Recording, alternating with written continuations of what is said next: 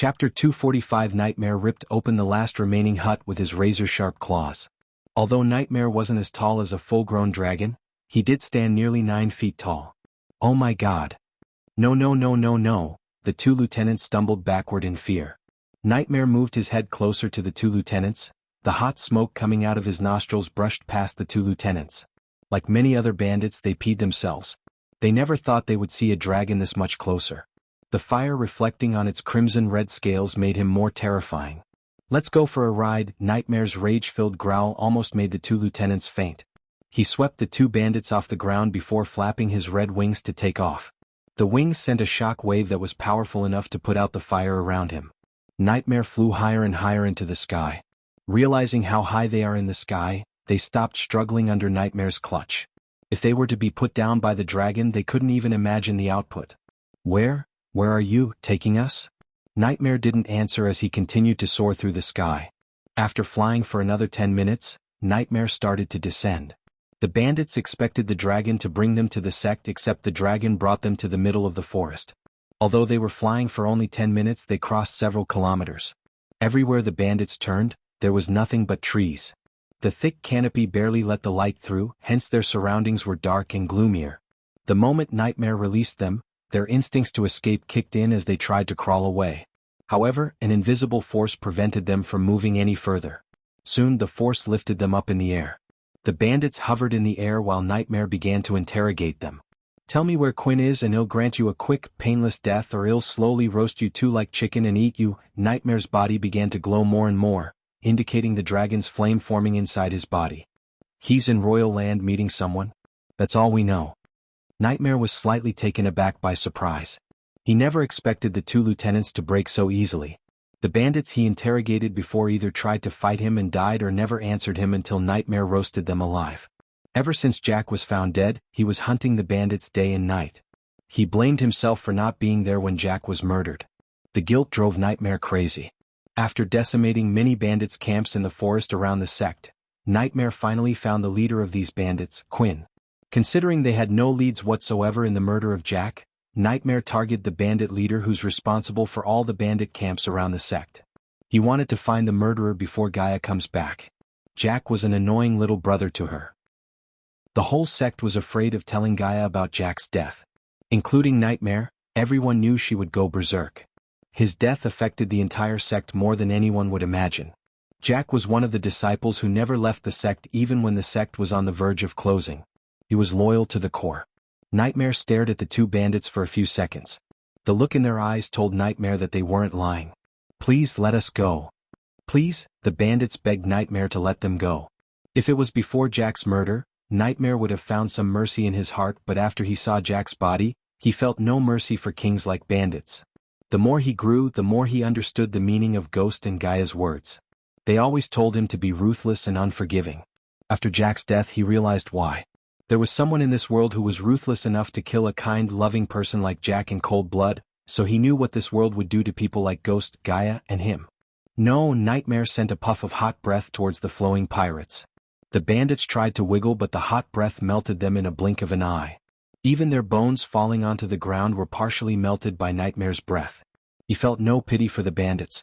As far as he was concerned, the sect would be safer with fewer or no bandits in the forests.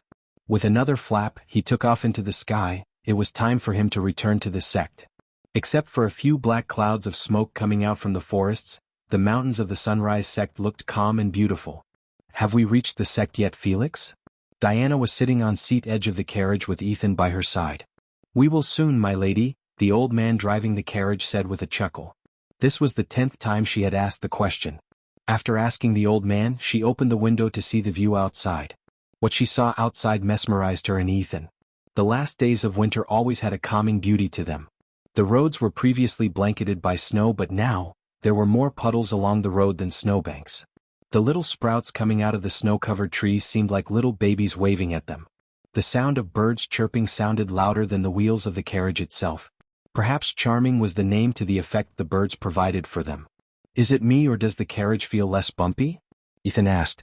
Even when he was traveling in Penn Town, the carriage would be bumpier, but after they entered River Town, the ride was extremely comfortable and smoother. It's the paved roads, my lord. The masons who paved royal land, the same masons paved these roads too.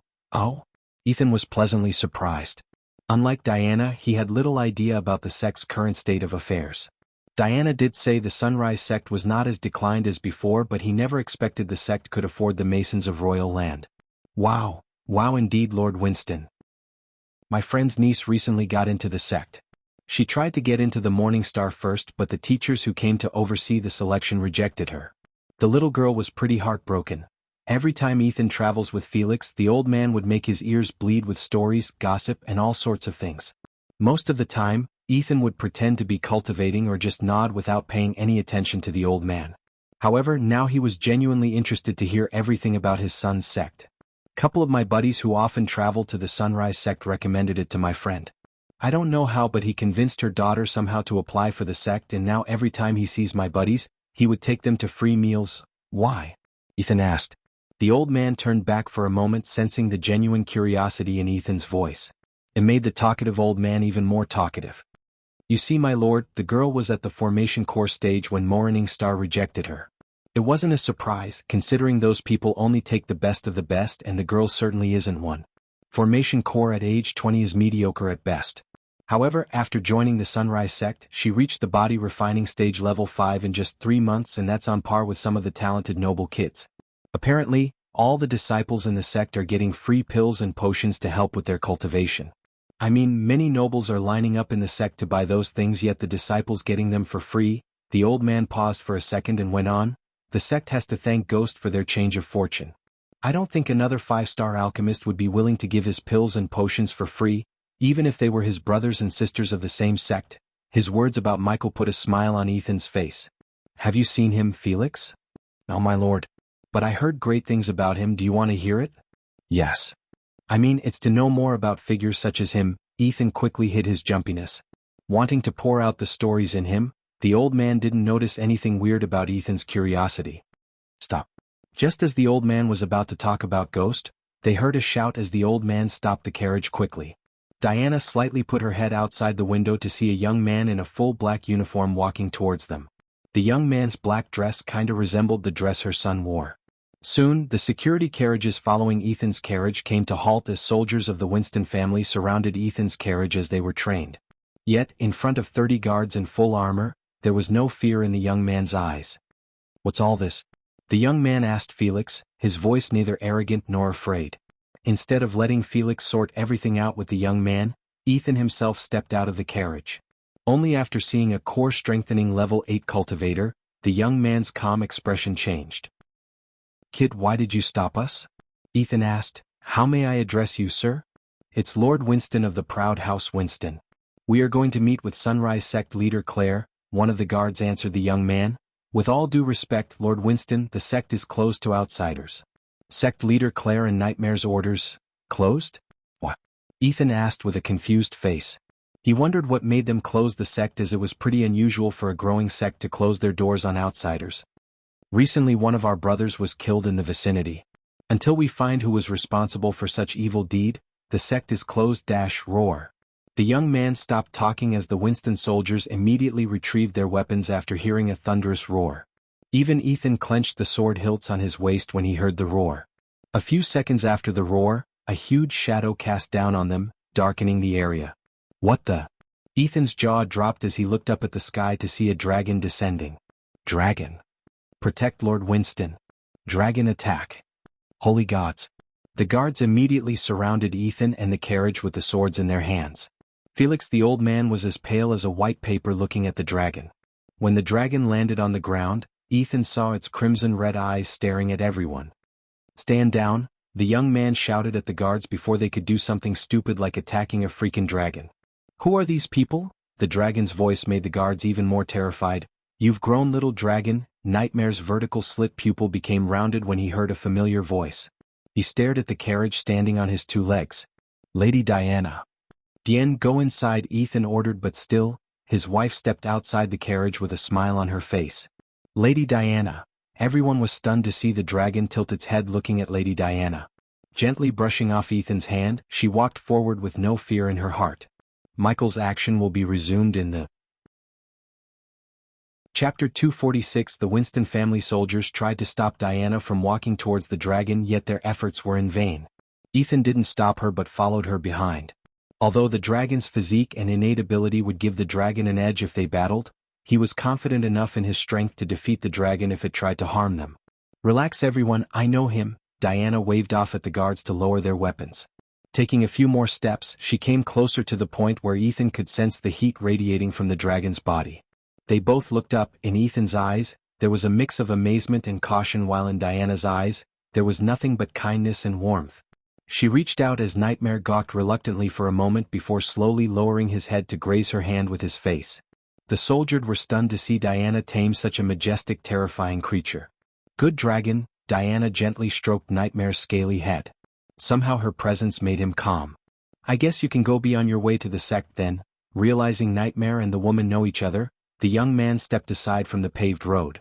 Nightmare opened his eyes but kept his head in her hands. "Ghost is in seclusion, Lady Diana." "I know. We're here to see sect leader Claire." Finally, Nightmare took his head back from her hands.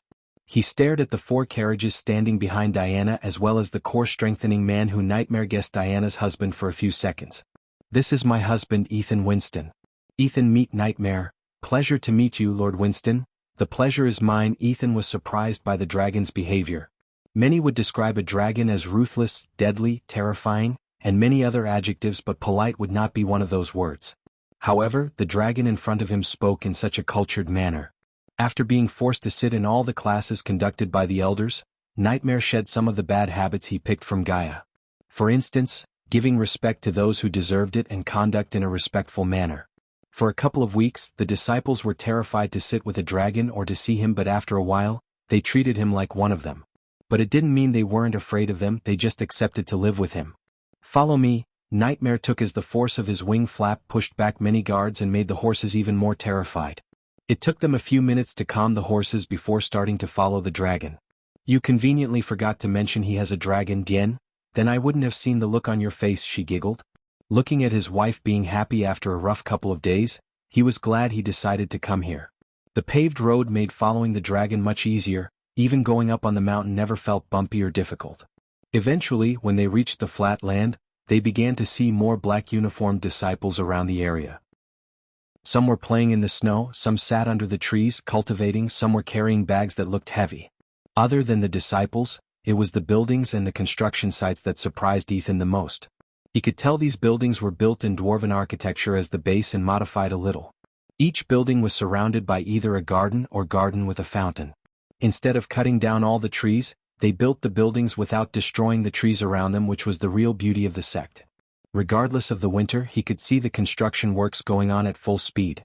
Many disciples, including female disciples, were helping however they could. For a sect that was declining until recently, they're turning the tides pretty fast. After an exhausting day, Michael finally laid under a tree to rest. He looked up at the sky through the small gaps in the canopy.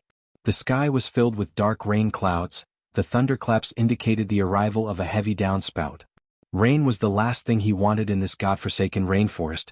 Others weren't so different from Michael. They too chose a tree to rest their bodies. A few meters away from them, broken money limbs as well as monkey dead bodies could be seen. This was the 3rd wave of the monkeys they fought even since they stepped into the forest. The undead monkeys were so weak and fragile as they were more of an annoyance than a threat, except for people like Jonah. Surprisingly, Ross' daughter Maria was trained in the arts of the spear as she defended herself well instead of relying on her father. "Ah shit, here we go again." Michael heaved a sigh of exhaustion. Even if those monkeys bit him, he wouldn't turn into an undead, but he had to put on a show so the team members suspect him of something. Especially Marcella, who was always keeping an eye on him for some reason. After he massacred the pirates single-handedly, she became wary of him. The only silver lining of killing these monkeys was their colors. Never before Michael had seen colorful monkeys such as violet, pink, bright red, and green monkeys. Only if they stink less. These monkeys smelled so bad that he wanted to cover his nose in the middle of the fight. Soon the little monkeys surrounded them for the 4th wave of attack. Michael looked up at the tree he was resting under to see at least 10 colorful monkeys staring at him. Their skin was slowly peeling off from their bodies, but that never seemed to slow down the monkeys. To make the fight less exhausting, he pretended the monkeys were cricket balls and his Doombringer was the bat. Every time a monkey took a leap at him, he would swing the Doombringer, sending the monkeys flying into the trees. His swings contained enough force as the monkeys exploded when they hit the trees. Keek. An undead monkey jumped at Michael from the tree above, screaming as loud as it could. Its skin from the face peeled away while it was in the mid-air, revealing the skeleton of its face. Sixer. He swung the Doombringer at the monkey. The moment it came into contact with the monkey, the little creature's skull cracked open as the brain matter splat all over his face. Fuck, gross? Michael spat in disgust. He never thought the little fucker was so fragile. The horrible death of their fellow friend not at all slowed them down from leaping at Michael. He continued to swing his Doombringer. Many swings ended up hitting the monkeys, but still, some of the monkeys managed to escape the swings. Michael quickly shook his body as he picked up a rock from the ground. He smashed the rock into the purple monkey while swinging the Doombringer in his other hand. The rock split open the monkey's head, killing it instantly. This time he closed his mouth so none of the disgusting bits would end up in his mouth.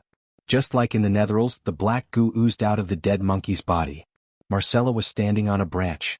The higher vantage point gave her a perfect spot for killing the monkeys on the ground, but when the monkeys swarmed the tree she was standing on, she began to have a hard time. Michael thought since she was using a crossbow, she would have a hard time fighting in close combat, but when he saw Marcella taking out a dagger and stabbing the monkeys in their head, he was proved otherwise. The way she fought showed him that she's a well-trained person in both long and close-range combat. Let's move, Ross shouted. The monkeys kept coming at them. Ross knew soon they would be overwhelmed with superior numbers. The team quickly began to move deeper into the forest. David, Logan, hold them. H shouted at Michael and Logan. Go, go, go. Michael and Logan quickly moved towards the team. The two of them fought side by side to keep the monkeys from following the rest of the team. Some of them did manage to follow the team as the monkeys used the tree branches to travel while they were on the ground. Damn monkeys! Logan screamed as he kept swinging his sledgehammer. Coupled with his body strength, each time a monkey came into contact with the sledgehammer, the black ooze splattered across. Let's go! Michael shouted, hearing more and more screams. He covered Logan while he was retreating back into the forest. David. Go. I'll follow you. Since it wasn't the place nor the time to argue, Logan ran deeper into the forest, following the team's trail. After seeing David massacre a group of pirates single-handedly, he knew David is a better fighter and freak than him. Hence, he trusted David to take care of these annoying monkeys even if their numbers were in the 60s. Michael turned back to see if they had all disappeared from his sight. He could count at least 50 monkeys surrounding him. They all weirdly targeted him. Time to wrap up. His lips slightly curved upwards as he put the Doombringer on the ground. He raised both his arms at the monkeys. Wind blast. Chapter 247. The force of the wind fired out from his hands blasted the monkeys in a blink of an eye. Many weak, fragile monkeys exploded into black mist before even hitting the trees. His smile turned into a disappointed look. He really wished he could get experience points from all these dead monkeys, or at least some badass points. At least he wanted to reach core formation level 8 somehow before competing in the championship tournaments. Putting his thoughts aside, he looked around to see if there's any monkeys remaining, but there wasn't a single monkey in the surroundings. I wonder if Dalar will be able to control these netherals? He couldn't help asking this question to himself. If Dalar was able to control them, he would have an army of the dead under his command to do his bidding. Is everyone alright? Somewhere deeper in the forest, finally Ross and the group stopped running. Ross asked as he noticed their missing teammate, "Where's David?" "I don't think that freak made it," Maria said. Everyone turned their gazes at Logan as he was the last person to see David. "I'll come. It'd take more than some undead monkeys to kill him," Logan said with utmost confidence, even though the overwhelming number of monkeys he saw before leaving David's side made him question the odds of his survival. "Well, camp here for 2 hours, and if he's not here by then." Ross did not finish his sentence, but everyone knew the meaning of his words. Except for Marcella and Maria, the rest had gloomy expressions on their faces. Not because they were thinking David died, but because he was the strongest of them all, and this part of the forest was said to be the least dangerous. If they lost their strongest in this area, they couldn't even imagine what would happen in the center, the most dangerous place on the island. Those monkeys were annoying. They all freaked out when they heard a sudden voice. The direction the voice came was dark. They all stared at the darkness as slowly a figure merged from that darkness. David. Logan grinned, sighing inside. "Did you kill them all?" It was Jonah who asked Michael the question. Michael just shook his head. "Of course not, there were so many I had to back off. Thank gods they didn't follow me." The overwhelming number of monkeys as well as the way he spoke made them believe him. They didn't want to believe he could kill all those undead monkeys. After all, he was just a normal human being like the rest of them. Weird, normally undead won't stop until either they're dead or their prey is. Marcella threw a doubtful glance at Michael. It was obvious she didn't believe a single word that came out of his mouth. If you have doubts, you better go and ask those monkeys. Michael couldn't care less about what she's thinking. After getting Ross to guide him to the artifact, he would show them his true powers. At that time, Marcella might end up as another victim of Lucifer. Humph, Marcella snickered before turning her back. Logan walked towards Michael while the others began to set up a temporary camp on the ground. After the long battle with the monkeys, they wanted to get some shut-eye, even if it's only for 2 hours. I knew those monkeys can't stop you. Yeah, you bet. The two of them fist-bumped like best friends. It's your turn to watch, big guy. I need some shut-eye if I'm gonna fight another undead. Logan is already on the job, my friend, he said, placing his hand on the chest in a funny manner. While Logan was watching over them, Michael lied down under a gigantic tree with heart-shaped leaves. The roots created a hollow place on the ground that Michael used as the bed. The sky still looked menacing with all the dark clouds above them. If he was back in his Sunrise sect home, he would have loved the thunderclaps because he loves sleeping during the heavy rain. The warmth of his bed, the sound of rain droplets hitting the roof, the smell of the ground, he loved those things. However, at this moment he wished it would not rain. The forest was bad as it is with all the leeches and undead. The last thing he wanted was heavy rain. Hello, human, are you there? Just as he was about to close his eyes, he heard Gaia's voice in his head. Yep, he whispered. I sent those pirates a rescue ship with our little spiders. Good. I want them to spread rumors about me as far as they can. Where are you now? We are at the far north of the island. I can come to you if you need my help. Her voice sounded like she really wanted him to say yes. If she were to come to him, it would definitely complicate his plans. Therefore he couldn't say yes. However, he did have a task that she could help him with. There's another team hunting for the same artifact as we are. Try to locate them and kill them before they could get their hands on the artifact. The glimpse of the future turned him more ruthless. Just his order to kill them without sparing their lives made Gaia realize this change. If it was before, she knew he would have told her to chase them away or stop them by giving them a small beating. You sure you want me to kill them? I could just chase them away from the island?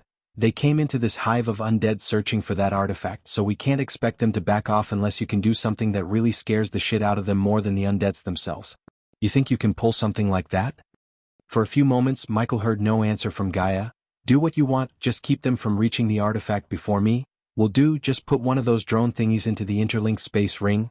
Already done that. After casting the wind blast to kill those monkeys, Michael refilled the APD and transferred the drones to Gaia's ring before coming to regroup with them.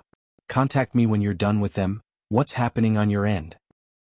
He'll tell you everything later. Now I need to get some sleep. Is it raining out there? It must be since you're so desperate to sleep rather than talking to me. Goodbye. Michael cut the connection. He would have continued to talk to her if Logan wasn't coming in his direction. He willed the system to turn off the earpiece before closing his eyes. Ever since he saw the future, he rarely slept. When he first came to this world with the system, he really thought this was going to be some fun-filled journey of reaching the top, crushing his enemies, and having everything he wished for, but now he was forced into saving this world. Although he already decided to save this world by conquering it, he was not completely doing it for the goodness in his heart. He was doing it for himself. The world he saw was not suitable for an immortal such as himself in the future. How could he live in a world that turned into hell? If he wanted to live his life to the fullest, enjoying every second of it, he had to first save the world. Besides, after witnessing the future world, he definitely felt less guilty about killing people such as the other team who's hunting for the artifact. Wakey wakey, Michael slowly opened his eyes to see Logan patting his shoulders. It felt like he just closed his eyes, but the 2 hours went by like a flash. Yaw, letting out a short yawn, he stood up and brushed off the dust on his dress. The rest of the team seemed like they never slept. Sleep well? Like a baby, Logan's brows arched up slightly. Only you can sleep like a baby in a place like this. It's because you were protecting us, big guy. Michael patted Logan's back, chuckling. Haha, very funny. The rest of the team gathered their things while Ross took a glance at the map once again. If he was correct, they were 8 hours walking distance from the river where the recon team would be waiting for them with a boat. If we go this way, we have a better chance meeting with Johnny, Maria whispered to Ross, pointing at a different path leading to the river than the one marked on Ross' map. You saw those monkeys. If something happened to Johnny, her voice was mixed with anger and desperation to save her boyfriend. Ross stared between the map and his daughter. It's not like this new path is less dangerous than this one, Ross convinced himself for the sake of his daughter. If he were to find Johnny first before he could reach the center, the better. But he knew he cannot let the team know that he's taking a detour for his daughter, hence he decided to omit the itty-bitty information of him taking a detour. Be at your best, people. Well-faced deadlier undeads on our way to the river. Thankfully Ross didn't waste time giving them any pep talks which would have bored the heck out of Michael. He wanted to get the artifact as soon as possible so he could finally quench the thirst for curiosity. Let's move. Chapter 248. Somewhere else in the Azer continent, Noah, Alicia, and Maisie were flying above the clouds. As usual, Norvin was comfortably lying on Noah's shoulder while munching on 100-years-old dragon fruit. Finally, we're getting promoted to actual guardians from trainees, Maisie said excitedly. Her big round eyes sparkled thinking about being a guardian, which would end all the power struggle between her family and their rivals. It's time they promoted us, but I still feel like we're just filling the shoes of that 4 guardians who got exiled because of this new freak roaming around calling himself Lucifer. I'd say we should thank him. Haven't you seen the drop in the crime rate? It's crazy what fear could do to petty criminals, Norvin replied to Alicia. The little girl Maisie looked up at Noah to hear his thoughts, but he remained silent. He couldn't cultivate peacefully in the last couple of days. Every time he closed his eyes to cultivate, he could hear Abel's voice. It had been almost 7 months since Abel disappeared. Although he didn't want to believe it, Noah had a feeling that Abel lost his life inside the nether realm. The guilt of failing to save his friend's life had become a thorn in his heart. Shut up, monkey. One day or another, an innocent person gonna up in that psychopath's crosshairs. The world will go to hell if everyone starts to play judge, jury, and the executioner. You're such a hypocrite. How many people have we killed so far? We were defending ourselves. We didn't go searching for people to kill or pass judgments on people. That's what King Courts and the Guardian Guild are for. If those scumbags were to go to the Guardian Guild or Kethan King's Court with the complaint against us instead of trying to kill us, we would have gladly cooperated as we weren't guilty of anything. So you're saying unless it's defending ourselves, we aren't allowed to kill and seek justice with the King's Court or the Guardian Guild? Yes, Maisie tried not to get herself into the argument between Norvin and Alicia. In her mind, they were both right, as she wouldn't be able to pick a side. However, the little girl did hate the idea of someone running around kidnapping, torturing, and killing people in the name of justice. Wow, Norvin and Alicia stopped arguing when they saw a majestic palace floating above the clouds. 12 majestic marble pillars held the triangular roof. The banner of the Guardian Guild fluttered in the wind along, radiating a noble aura around the palace. The flying angel, Noah mumbled under his breath. He had seen countless majestic structures made by various races, yet this was the most grandeurs of them all. He wondered how they made such a gigantic palace fly around. A few other figures could be seen flying into the palace at high speed. Wasting no time, Noah and his companions flew straight into the palace. The moment they crossed the 12 pillars, they were immediately teleported into a large spacious hall where they saw Peyton and Zanali waiting for them. What happened? Noah noticed the gloominess on Zanali's face. The usual shine on the redhead's face was nowhere to be found.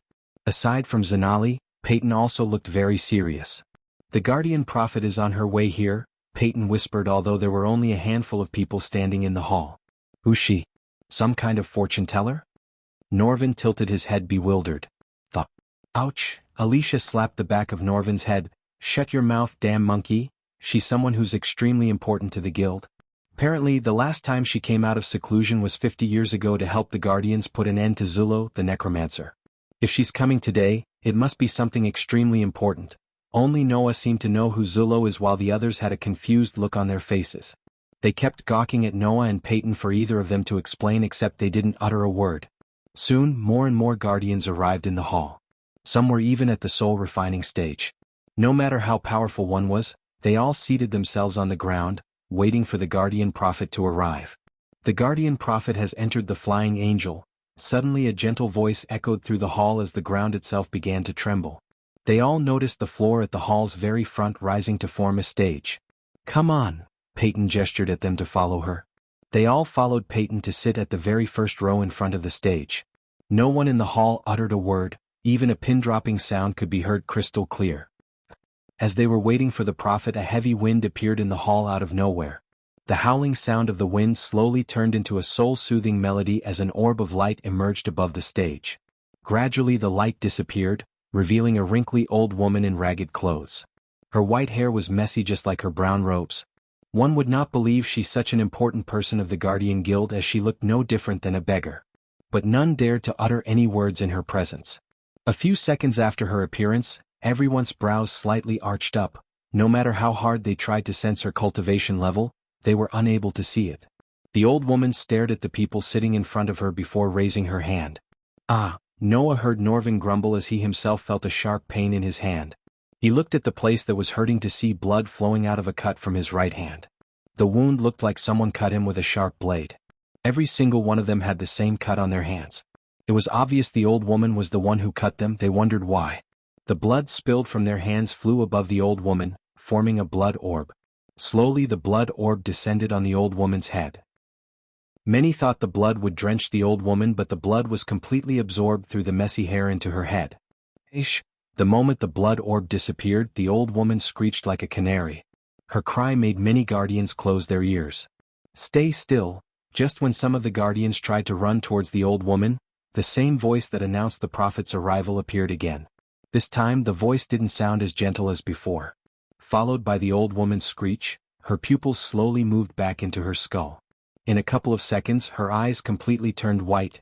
The Dark Lord has found his path, she spoke in such a horrific manner. Her voice was neither of a woman nor a human. The voice was so unearthly, nothing like Noah or anyone in the hall ever heard before. The Guardians failed to kill the Dark Lord when he was just wandering without any powers of the Dark Lord. Soon he's going to get a power that will rival the powers of the gods themselves. His powers will begin to manifest. The whole building trembled as she spoke. The bright hall slowly started to grow darker and darker. Search and destroy the evil powers scattered around the world, Guardians. Every time the Dark Lord obtained one of these, his powers will grow by leaps and bounds. Her voice grew more and more animalistic. Accept your destiny and you'll be able to stop the Dark Lord, Lightbringer. Noah felt something happening inside him. He never experienced such a warm feeling. Although the old woman's words were common for everyone, he felt like they were directed at him. The light within you is much less powerful than the darkness inside the Dark Lord. You must find a way to kindle the light within you.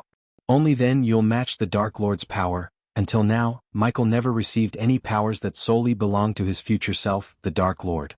But the old woman's visions showed her the glimpse of the powers he's going to achieve soon. When the old woman's eyes turned normal, breathed heavily. You must stop him, she said in a normal voice, but it was filled with fear. The few glimpses of the Dark Lord's powers were enough to shake the old woman to the core. Her bloodline was guiding the Guardians ever since the guild was found, and the most powerful foe she faced was the necromancer, Zullo, but Zullo's total power could not hold a torch to the few glimpses of the power she saw from the Dark Lord. She believed the words that came out of her mouth were not hers, but they belonged to the gods. But she never knew that the Dark Lord himself is a god in the making. Who is the Lightbringer? Can he really stop the Dark Lord? These were some of the questions that emerged in her mind. When she was disappearing into the light once again, she put aside all the doubts in her mind. To defeat evil, they had to believe in themselves. While teleporting herself away from the flying angel to her cave, she closed her eyes, concentrating on the blurred vision she saw before, the vision that freaked her out the most. Even after the gods left her body, that image alone stuck in her mind. It was extremely difficult for her to see the visions again, but she tried her hardest to make some sense out of those images. She tried till her nose bled. 3 heads, a shadow of 3 heads in a storm cloud above the sea was the last thing she saw before losing consciousness. Chapter 249. The team cut through the thick veins and branches towards the river. The canopy was already thick enough, but coupled with the dark clouds in the sky, they barely had enough light to see what's in front of them. I should have brewed the cat's eye potion, Michael reminded himself. His face had many tiny red spots courtesy of the mosquitoes in the forest. The whining sound of these blood-sucking insects proved to be more challenging than the annoying undead monkeys. But Michael suddenly heard a thud sound like something heavy hitting the ground. He paid close attention to the front to see Jesse, the thief, lying on the ground. Hey, you alright? Brownie reached his hand out to help Jesse. Yeah, it got stuck in a vein. He quickly got up with the help of Brownie. Stumbling and falling in a place like this was nothing out of the ordinary, therefore they continued to walk forward as nothing happened. Yet, Michael's brows creased. Weird. Logan, who was walking beside him, was busy slapping the mosquitoes to pay attention to Michael's look on his face. Critch. Stop. Michael's face muscles tightened as he ordered them to stop. Did you hear that? Critch. Formation, Ross whispered as the fighters in the group such as Michael, Logan, H, and Marcella surrounded the weak to protect them. They stood still instead of moving. Critch. This time they heard the sound of twigs breaking more clearly. Michael felt like he was inside the Predator movie. The forest in the movie was not nearly as thick as this one. Everyone looked at their surroundings. All they could see was vegetation, nothing more. Critch. Critch. It was clearly the sound of something big stepping on the twigs. Marcella slowly raised her crossbow higher in the direction of the sound. They prepared themselves for another battle. Michael could tell something is about to jump out from the darkness. Doodum doodum dum dum, he played horror music inside his head for fun. Please be something big and less fast. The team would lose their mind if they heard Michael's wish. The Doombringer in his hand was not suitable to kill something that tiny and agile as the undead monkeys without using the lightning dash. If something emerged from the darkness big and slow, he would have an easier time killing it. Fuck, Marcella cursed as her eyes went wide in shock. The others swallowed mouths full of saliva looking at the creature standing on top of a branch. Finally, Michael turned his head and realized his wish had come true. The creature that was standing on the branch was an undead black panther. No one dared to close their noses despite the stench coming from the panther. The panther's skin wasn't coming off of its body as it was with the monkeys. It was evident that this panther has been turned into an undead recently or even a couple of hours ago.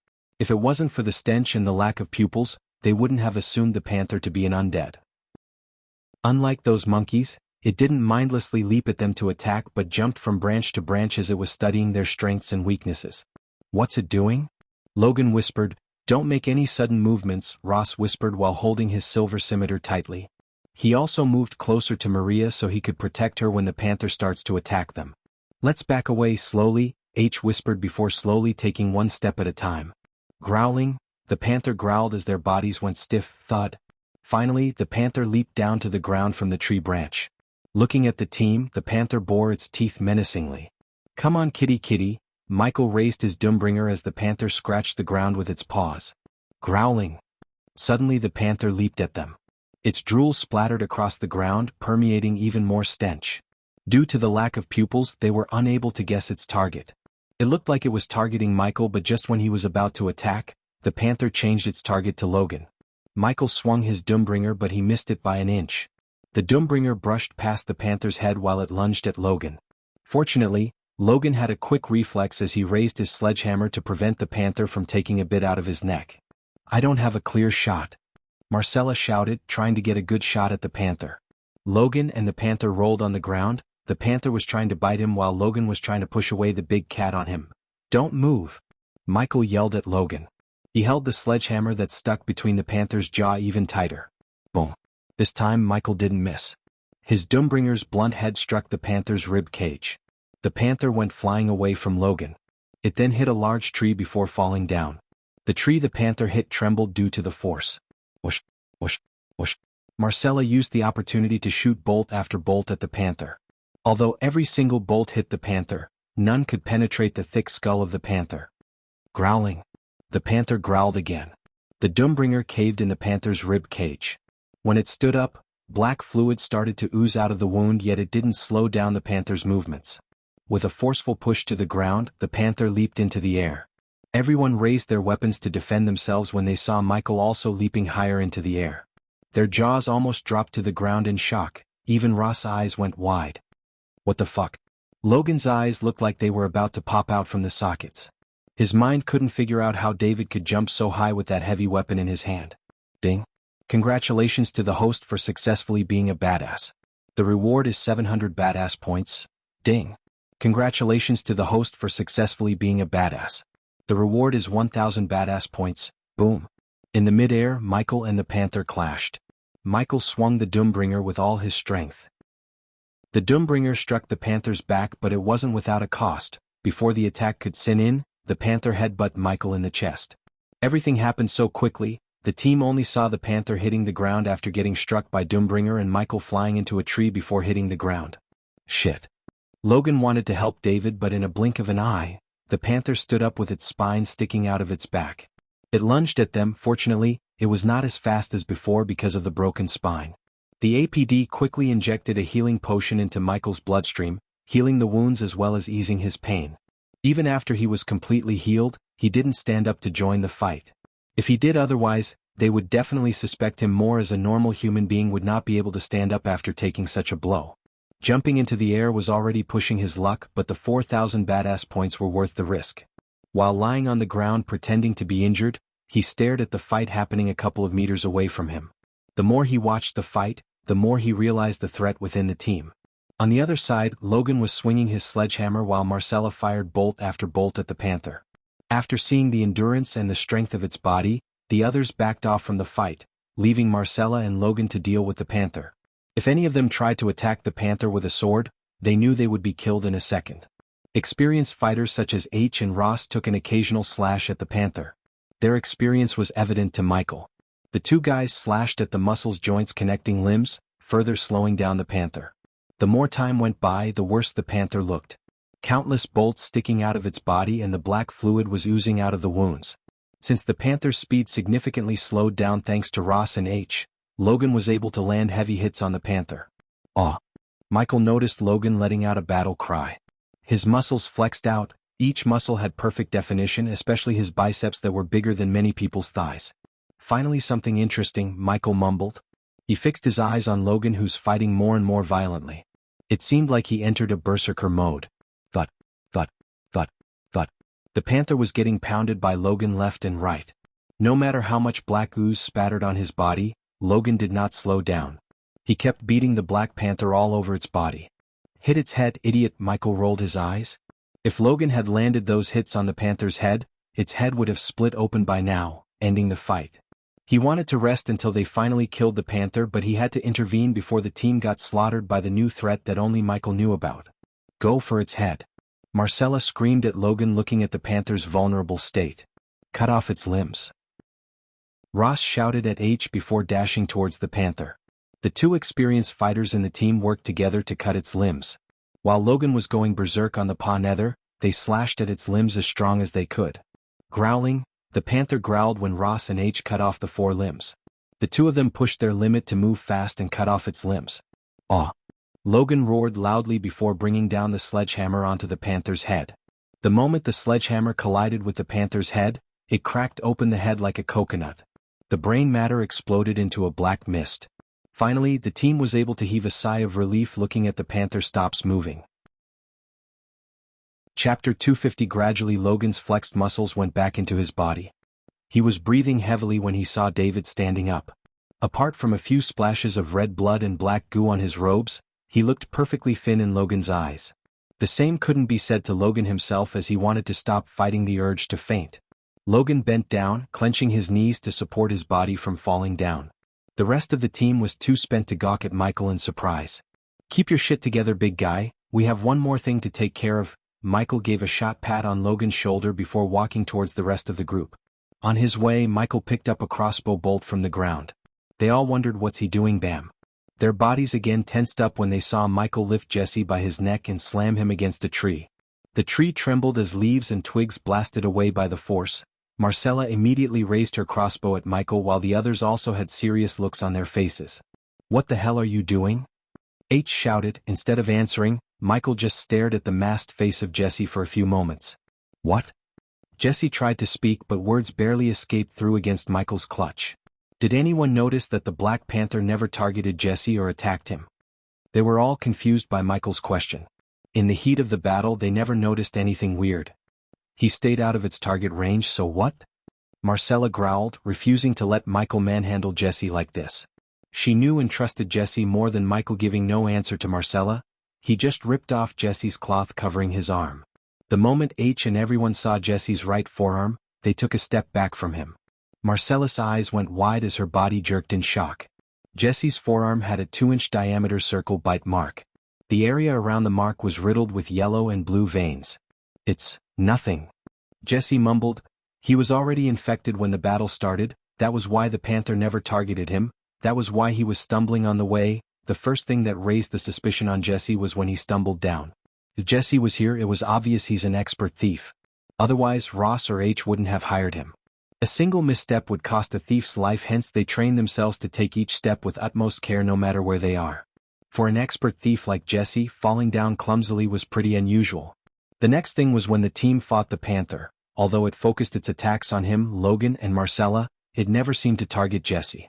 Besides, he also kept scratching his forearm instead of throwing the throwing knives hidden inside his cloak. How long?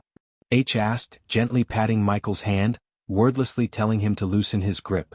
Michael did loosen his grip but didn't let go. Only a menacing growl came out of Jesse's mouth. Jonah cautiously stepped towards Jesse, adjusting his glasses to examine the wound. Judging by the color around the wound, I'd say 3 hours. That's approximately the time we faced the undead monkeys, said Brownie. Thinking weak undead such as the monkeys managed to bite Jesse, he just shook his head in disappointment. If my guess is right, he will turn undead in 1 hour, he stuttered in fear. The reality of someone he knew will be undead in a matter of time freaked him out. Whatever he's here for, we have to do it without him. Michael's face was calm. There was no shock or fear on his face despite holding a soon-to-be undead in his hand. He spoke looking at H and Ross since this was their operation and only they knew the real reason to bring a thief to this island. H just nodded without stating the obvious. Sorry dude, any last words? Grara, suit yourself, Pulch. Michael stabbed the crossbow bolt he was holding in the other hand through right between Jesse's eyes, killing him quickly and painlessly. Check yourselves, I'd hate for you to turn into an undead, H said, quickly hiding his concern from showing on his face. With the system on his side, Michael couldn't care less about losing a thief. It was indeed a pity for the team to lose one, but at the end of the day, it was expected. You cannot leave him like that, Maria protested against leaving Jesse's body.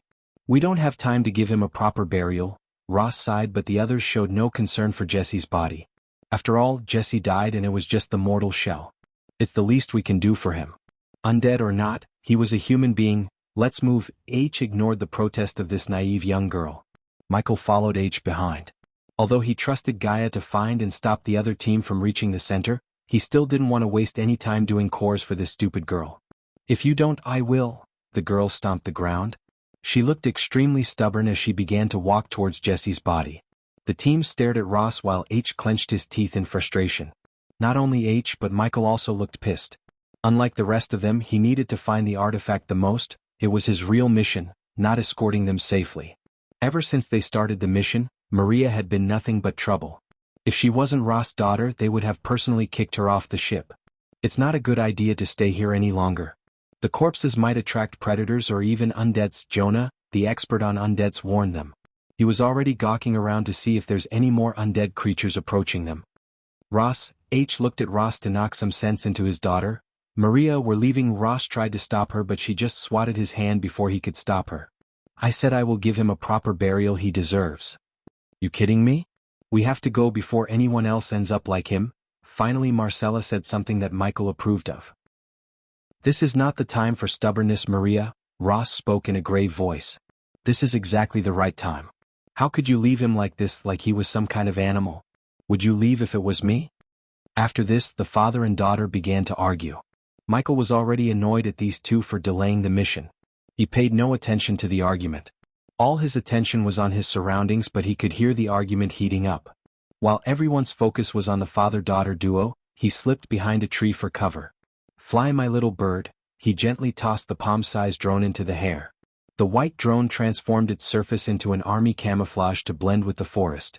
However, before the drone could fly deeper into the forest, he controlled it to fly around them, making a rustling noise. Something's coming. Michael quickly stepped out from the darkness of the tree. H shouted at the team as he had nothing to do with the noise. Zizi, the noise immediately stopped the arguing. We're moving. This time everyone followed H, leaving Ross and Maria behind. They didn't think Ross would be dumb enough to stick around burying Jesse. Digging a grave for Jesse at this moment was equal to digging 2 more graves for him and his daughter. You're coming with me. Ross grabbed Maria by her hand and started moving. She was still stupid enough to struggle, but this time she couldn't escape Ross' hold. Michael followed them behind while the drone kept making noises by flying around them. Looking at the speed they were running, he wished he used the drone earlier, which would have saved them some time. They continued to run as fast as they could. Even after a couple of hours, they never dared to stop. Eventually, after running for so long, Michael heard the sound of water flowing. The river is closer, H reminded them. Human, we have a problem. Suddenly he heard Gaia's voice. What she said slowed his pace of running. What is it? He whispered. It wasn't one team hunting for the artifact, it's 2. One group was already dead when I tracked them down. Where? The thickness of the trees suddenly declined as they stepped out of the forest to see a beautiful river. Near a river on the south, Gaia answered, but he already knew the answer. The shore was filled with almost 20 bodies. Their blood painted the golden sandy shore red. What happened here? The sunlight entered in abundance due to the lack of canopy above them. It reflected on the dead bodies and the broken ship parts floating on the river. The team cautiously took steps forward towards the dead bodies. Everyone was on their guard. He wished he sent 3 more drones so one would have surveyed this direction. The drone he sent unfortunately covered the forest quite some distance from this place. After slowly approaching the site, they came to the first dead body on the shore. It was of a middle-aged man. He wore a toga just like the 2 southerners Michael met on Lars' ship. He wondered what a nobleman was doing in a dangerous place like this. Michael squatted down beside the dead body to study the wounds inflicted on the body. Gaia was right, he wasn't killed by an undead but a human. Looking at the clean cut across his throat, he could tell it was the handiwork of a human. No undead would kill with such precision or leave the body untouched. They were killed by humans. Marcella came to the same conclusion as Michael. Chapter 251, Ross, you need to see this. A few meters away from Michael, Marcella called out for Ross. Underneath her feet, there was a body of a blue-robed youngster. Marcella's face had an unusual frown. Ross' causality walked towards Marcella while constantly staring at the surroundings for any surprise attack. Michael closely stared at Ross' face for any expression. Just when he got close to Marcella, dark lines appeared on his forehead. It's Rowan. From the distance, Michael's lip read Ross. Soon, he saw the others walking towards Marcella and having the same disturbed looks on their faces as Ross. It must be his team then, said Logan, his eyes squinting at the broken ship parts floating on the river. One by one the team members began to look gloomy. Even with the ship, reaching the center would be a pain. What are we gonna do now? Brownie's voice already showed his reluctance to continue the mission. Then we go with the plan B, go through the forest. H immediately opened his mouth before anyone could ask Ross to back off from the mission. It seemed to Michael that H was more desperate to complete the mission than Ross himself. It's suicide. Ross however shook his head. They could reach the center through the forest far more quickly than traveling on the river, but it was the powerful undead army living in the forest that made them go with the river. I agree with Ross. A single panther almost killed us and the deep forest will have hundreds of them, except for Jonah and H. Everyone nodded their heads. Michael on the other hand, although he knew going into the forest might even threaten his life, he wasn't going to abandon the mission like the rest of them. The host should build a raft. Long time no hear, system. Despite him sitting in the middle of dead bodies, the system's voice put a smile on his face. I was already thinking that, he thought, looking at the wooden planks, bamboo trees in the forest as well as the ropes around the area. The team who killed Rowan's team was thorough. They not only killed them all but also destroyed the ship they built. Building a ship from scratch was far beyond what Michael could do at his current inventor trait. Even if he had the required level, he needed a blacksmith to complete the ship. Therefore, the best thing he could do was a raft, using the materials around him. While making a blueprint to build the raft in his mind, he controlled the drone to fly ahead, following the river. Shit! His mind played him the visuals being captured by the drone. The foxy smile from his face vanished instantly. It was replaced by a stern look. Crocodiles, undead and alive crocodiles. He could count at least 50 full-grown crocodiles swarming the river ahead of them. What made him sweat a cold drop was some of the undead crocodiles were swimming against the river's current. In other words, they were coming towards them. Guys, we can build a raft, Michael almost shouted. He had no time to waste anymore. The other team hunting for the artifact was rushing enough and now he had to deal with these crocs. Using arch energy to fight them might seem like a solution, but he had a feeling the stronger foes are at the temple where the artifact is. Besides, building 2 rafts would not take much time considering his inventor skills. All of their gazes instantly turned towards Michael. Of course, doubt and disbelief of what he just said were written all over their faces. We have all the necessary materials to build 2 of them. It won't be as comfy as a ship, but it will take us to the center. That of course if you still want to get the job done, you think you can build them. Jonah's voice contained a doubt yet also a glimmer of hope, just like those brown eyes behind his glasses. If you guys quit skulking around and help me, I can get the rafts on the water in an hour. Yet again Michael peeked at the corner of his mind to see the crocs. They're the deadliest predators in the world for a reason. Michael couldn't help praising the crocodiles after seeing their speed. The river's current was pretty strong yet they moved so fast and swiftly against the current. We're in too deep to back off, Ross. I won't turn my back on Johnny. H and Maria tried to convince Ross to move forward with the mission as Michael expected. If it wasn't for the fact that the flying time to the center is almost 4 hours, he might have shown his true face. To save the precious 3 hours of cultivation power, Michael decided to stick with them. The more people he surrounds himself with, the less chance he would end up undead. Chow. David, what do you need from us? After taking a few long moments, Ross finally asked Michael. Anyone with 2 eyes or 1 eye could tell how reluctant Ross is. No one knew what's at stake other than Ross himself. Getting the artifact was the only way to save Giselle Kingdom's lead senator, who's the one holding the kingdom together. If he died, the whole kingdom would be thrown into chaos. The enemy kingdoms would wage war to take a piece of Giselle. Thousands of people would die while many would become slaves. The desperation to save his motherland forced Ross to go with this suicide plan. Maria Pil, not gonna happen, father. Yet again Maria stomped the ground, refusing to listen to Ross.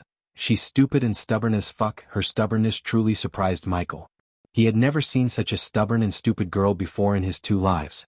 After looking at the number of crocodiles rushing towards them, it wouldn't surprise Michael if half the team lost their lives. Since Logan could prove to be a good subordinate, he might save him if the push comes to shove. The rafts won't protect us as a ship would. This is a suicide plan. We should go back. Marcella sounded extremely serious. Michael clenched his jaws as black lines appeared on his forehead. Go back and get nothing, or follow me and get thrice the payment you've agreed. The moment H uttered these words, many in the team let out a surprising burst of chuckle.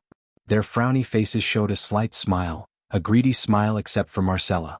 Even Marcella rubbed her chin, thinking about the coins. Logan's reaction was obvious as his eyes sparkled.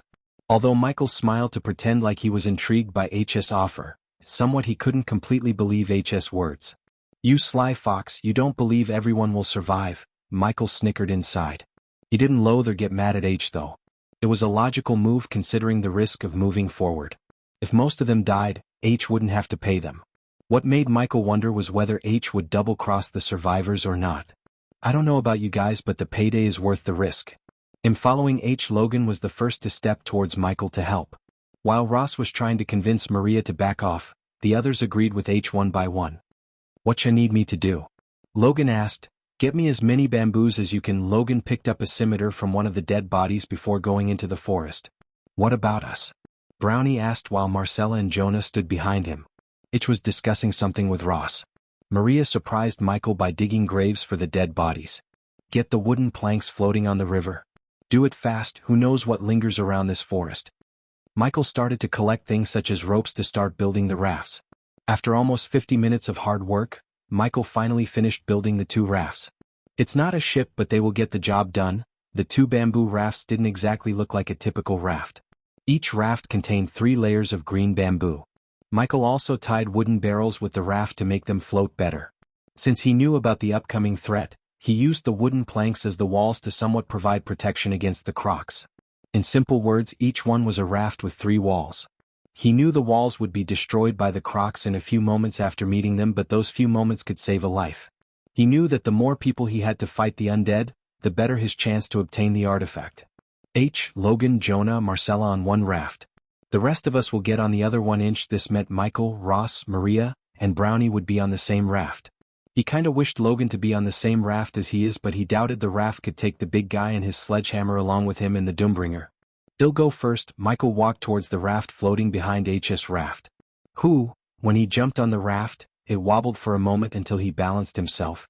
They're close. When he peeked at the visuals being captured by the drone, he noticed the crocs getting closer and closer. Although he still looked calm, he was pretty serious about the upcoming battle. Soon, one by one, the team jumped onto the raft. Sigh. Only after he saw everyone standing on the rafts without drowning in the river, he breathed a sigh of relief. Chapter 252. Traveling on the raft against a calm wind seemed peaceful, almost making them forget where they were. H used the long bamboo stick as a paddle to move the raft faster, while on Michael's raft, Brownie used the bamboo paddle. You seem tense, Maria said, looking at Michael. He was surprised to see this stubborn, stupid girl noticing his inner emotions. Is it weird considering where we are going? He shrugged. He could have smiled, yet he showed no expression on his face. After getting a question as an answer, Maria frowned before sitting on the raft to relax her muscles. At the moment, Michael was standing behind the raft, in front of the back wall made of wooden planks. Except for Maria, no one turned back to notice what he was doing. He chose this place so he could concentrate on controlling the drone, which would let him know the whereabouts of the crocs. While Michael was looking at the footage being captured by the drone, out of nowhere an arrow shot straight at the drone. The drone flew chaotically above the river before finally falling into the water. But before it went down, Michael saw a humanoid figure on a boulder near the river. Is that an alpha? His brows furrowed. This was another difference he found in the netherals of the southern continent. Back in the northern continent, a netheral bite wouldn't turn a cultivator into a netheral. It was the exact opposite here. It was obviously the lack of arch energy in the people's bodies here. If Jesse was a cultivator and had arch energy running through his energy veins, he wouldn't have turned into a netheral or undead. As he learned recently, the alphas were stronger and intelligent undeads who possessed intellectual equal to a human. In other words, alphas were perfect killing machines. After the alpha undead shot down his drone, he had no way of knowing the crocs' whereabouts or how far the undeads from their current position were. Michael put the Doombringer on his shoulder, preparing himself for the upcoming battle. Guys, I feel like something's heading in our way. You might want to put your guard up, Michael warned everyone on the raft. For a few moments, Ross gawked at him doubtfully, but ultimately Ross nodded. For a few more minutes, he heard only the sound of the river's flow, the birds chirping as well as the creaking noises produced by the rafts. It was until he started to hear the ear-piercing scream, which was followed by growling noises of countless undeads. Watch out! Logan shouted from his raft. Michael peeked through the wall's holes to see either side of the river is getting swarmed by humanoid undeads and undead beasts. Grah! Jurr! Eek! Various terrifying noises came from all around them. Move! H shouted as the first raft began to move faster. The undead standing on the shore swarmed into the river, hoping to catch them mindlessly only to get stormed by the river current. Many beast undeads drowned instantly. Fuck crocodiles. Yet again Logan warned them with a shout, but Michael and everyone on his raft could see the army of crocodiles swimming towards them with their jaws wide open. There's no way the host could get past those crocs without using your cultivation powers. Even the system couldn't stay silent looking at the crocs swarming the river ahead of them. He could use wind blast to blast the crocs away. Given the current situation, it seemed to be the only logical move. It would be nearly impossible for these rafts to go through the crocs. Probably while they were stuck with the crocs, the alpha might pick them off one by one with his bow. Whoosh! Brownie. Just when he was thinking about the alpha, an arrow went straight through Brownie's head. The blood spattered on Ross' face, who was standing relatively close to Brownie. Michael saw Brownie's lifeless body falling into the river. The arrow that killed Brown was extremely fast. In a blink of an eye, it took Brownie's life. Brownie didn't even see the arrow that took his life. He was completely clueless. Get down! Ross shouted as they all ducked down. Through the hole in the wall, Michael noticed a 6-foot humanoid figure standing on a boulder with a bow in his hand. There was no skin below his neck, while half of the skin had fallen off of his face. The messy patches of gray hair fluttered in the wind behind the figure. His horrifying figure sent a chill running through everyone's spines. An alpha undead. He heard Marcellus shout. Without Brownie paddling, the raft started to propel violently. Hang on. Ross cautiously crawled towards the paddle. Fortunately, Marcella was able to fire a couple of bolts. Her bolts made the alpha undead retrieve from the boulder to seek cover. However, none couldn't breathe a sigh of relief. The crocs were still coming on their way. Fuck it. Realizing there was no way of getting through them without the help of arch energy, Michael stood up to wind blast the crocs. Need some help? Suddenly he heard the sweet melodious voice of Gaia in his ear. He had no idea what she's doing here without tracking down the other team. Still, he was glad that she's here to help them. It was still too early to reveal the fact that he could use arch energy. Oh my god. Watch out. What is that? Everyone began to shout crazily, staring at the sky. He looked up at the sky to see a huge boulder flying towards the crocodiles. Boom. The boulder hit the crocs with tremendous force, crushing many crocs while the shock wave blasted the remaining crocs away. Looking at the shock wave coming in their direction, Logan paddled the rift to avoid hitting the boulder while Ross shouted at them to hold on to something. Hold on to something. Fortunately, both the rafts had sidewalls to prevent them from falling into the wall. Still, when Maria was thrown into the wall, the crash sent the wall flying away. Logan's raft wasn't in a good shape either. Since Logan's raft was the first to receive the shockwave's wrath, they lost all the walls. Without giving a thought to what just happened, both Logan and Ross paddled the raft away from the boulder in the river a couple of yards before them. Whoosh, whoosh, whoosh. The alpha undead rained down arrows while keeping up with their rafts. He was like an Olympic gold medalist runner on drugs merged with an Olympic archer. Despite the raft's speed, he was able to keep up with them. The remaining side wall was able to prevent the majority of the arrows from hitting Michael's raft, but the same couldn't be said to Logan's raft, which had no walls to protect them. If it wasn't for Marcella firing back to mess with the Alpha's accuracy, they would have surely lost another teammate, most probably Logan, since he was literally a huge target. "Stop the Alpha," Michael said to Gaia through the earpiece before the Alpha could get lucky and kill one of them. Even Michael remained behind the wall because of the Alpha Undead's precision. He headshot Brownie, who was on a moving raft. "Piece of cake, as usual," she sounded confident. He was glad she's here. Otherwise, he would have been forced to reveal his secret. Until he could see the artifact, he didn't want the others to know that he can use Arch energy. Besides, he wanted to see what H or Ross planned to do when they finally reached the artifact. It was possible that either of them still holds an ace up their sleeves. Right at the moment, the Alpha knocked up an arrow to fire, but before he could do that, another arrow came from the forest behind him. Michael saw the Alpha turning his head, sensing Gaia's presence, but it was too late as the arrow went straight through the Alpha's head. Just like Michael, everyone else, the others who saw the scene, were bewildered. First, a boulder came out of nowhere, and now the Alpha was killed by someone. The sudden change of events confused them. Who killed it? Someone's in the forest. Ross came to the correct conclusion, yet he had no idea who was in the forest helping them. Plus, no matter how hard he thought, he couldn't find an answer to the question, how or what could have thrown the boulder with such force. Everyone except Michael was thinking the same thing. Even the Alpha's death couldn't stop the dumb Netherals from rushing into the river.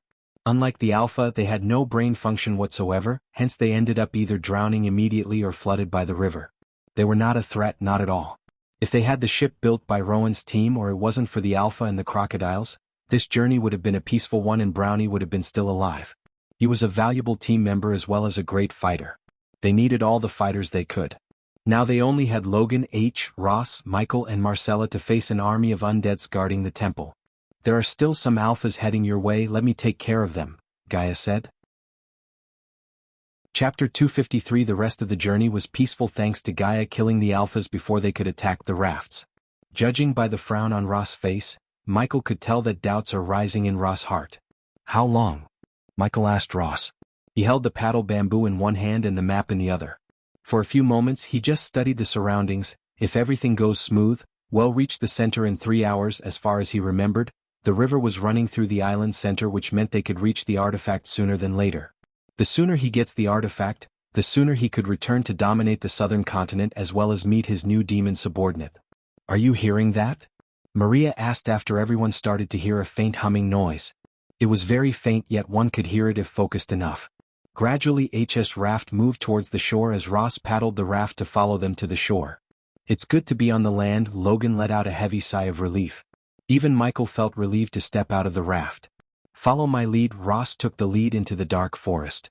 The forest looked ancient with giant trees and lush vegetation on the ground. Apart from the faint humming noise, only the croaking of the frogs, the gurgling croak of ravens as well as trees rustling could be heard. "The air reeks." Logan twitched his nose. He was right, the air did reek of rotten flesh. "Keep your guards up." It was not like they dropped their guards, yet they focused more on the surroundings after hearing Ross. Every single one of them took the next step with utmost caution. Even H, who seemed to be in the rush to get the artifact, walked slower. The lush forest made following Ross difficult. In the distance they could hear the thunderclaps. Pushing the foliage away, Michael and Logan followed the team behind. Without uttering a single word they kept walking. They kept walking as the faint humming noise began to sound louder and louder. Michael used his environmental scanning senses to scan for any undeads, yet he found nothing. It was surprisingly unusual. Although there were no undeads nearby, he couldn't shake the eerie feeling. Except for the humming noise, there was no sound, not even a chirp of a bird. After an hour of walking, the thick forest seemed to decline. They could see the light coming through the forest a few hundred meters ahead of them. In getting closer, Michael's instincts told him that the artifact is nearby. He could vaguely feel a tremendous amount of energy coming from ahead of him. When they finally stepped out of the thick forest, they were welcomed by a huge surprise. "Holy fuck." Logan's jaws dropped just like the rest of them. What they saw was a pyramid, a miniature-sized pyramid surrounded by an army of undeads and trees. It was at least 50 feet tall and 30 feet wide. Instead of sandstones, this pyramid was built using a grayish stone that gave the pyramid a dark look. "What is this place?" Logan asked as his eyes widened in shock. The question should be, how do we reach the inside? Still, H's focus was on the artifact, not on the pyramid. He had the least surprised look on his face. Even Michael was stunned by this wonder, but not H. The system is sensing strong first energy fluctuations. First energy? Do you think I can use it through Energy Devourer? Since your body and soul endured the first energy before, you'll be able to use the first energy with no problem. Awesome, his face brightened. When he first sucked in the first energy, he was able to get from the body strengthening stage to the core formation stage in one go. Luckily, he was again presented with the first energy source. What is this artifact? He wondered. The artifact never ceased to amaze him. Look over there, Jonah pointed at the other side of the pyramid as they vaguely saw a rope bridge connecting to the pyramid's top from the cliff on the other side. If they walked carefully through the edge, they could reach the other side without alerting the undeads. Hey, is it me or do these undeads look weird? Logan looked down on the undeads from the cliff. They are hibernating, Jonah said, lifting his glasses up. Michael heard about this phenomenon from Dalar. It was like when the Netherals had nothing to attack in the vicinity, they would enter into a state that could be compared to humans sleeping. Until they could sense prey, they would remain in this state. Hibernating? What does that mean? Logan scratched the back of his head. You can think of it as an undead version of sleeping. H quickly interfered before Jonah could start a lecture about undeads. Carefully looking at the undeads beneath them, they began to move towards the other side. The rope bridge looked ancient, missing many wooden steps, yet it was their best hope to reach the pyramid.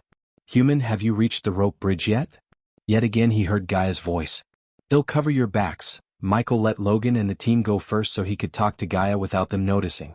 They didn't suspect him much as they had bigger things to worry about. While they were moving forward, he slowed down, putting some distance from them. Not yet, where are you? Keeping the other team from reaching the rope bridge. Since you've seen the army of undeads down there, you know what would happen if they smell blood in the air or any screams. Good call, we should not wake them up as long as we could, he whispered. How are you slowing them down? I may or may not have put some bloody flux into their meals. Her voice contained a sliver of devilishness. So you keep a bloody flux potion with you, huh? Of course I do, and you better watch yourself, human, she chuckled before cutting the connection. The bloody flux was a potion that would cause diarrhea. The fact she had a bloody flux potion with her didn't surprise Michael very much. Anyways, he was glad that her potion was able to slow down the other team.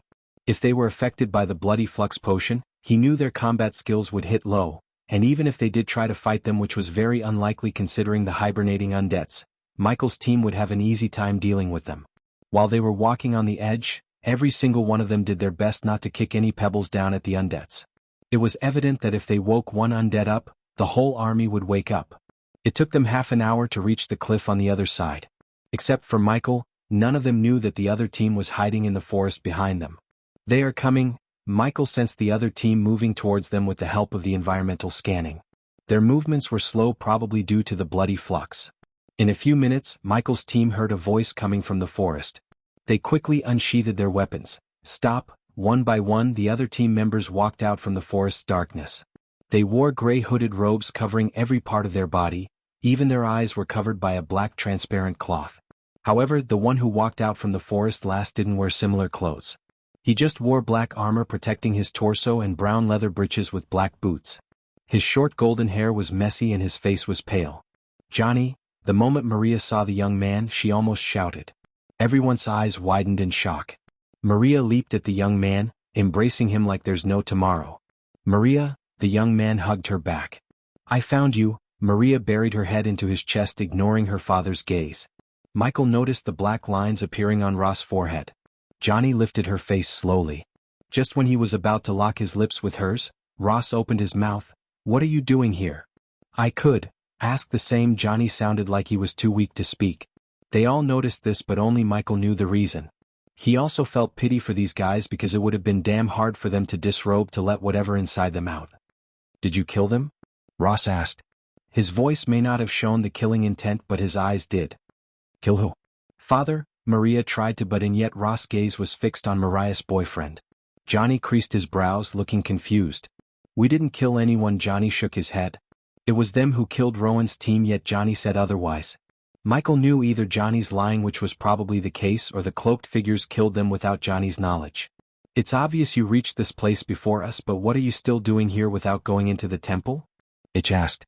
A hint of anger and embarrassment emerged in Johnny's eyes. We encountered a setback, that's all you need to know. Now, are you going to keep interrogating me or work together to enter the temple? H stared at Johnny for a few moments before nodding at the team to lower their weapons. I have my eyes on you, kid, H said in a serious tone. Johnny did not react, but Maria gave H a death glare which H just ignored. After this temporary truce, all of their focus turned towards the rope bridge in front of them. Michael could feel the intense energy coming from the pyramid. Finally, this is coming an end.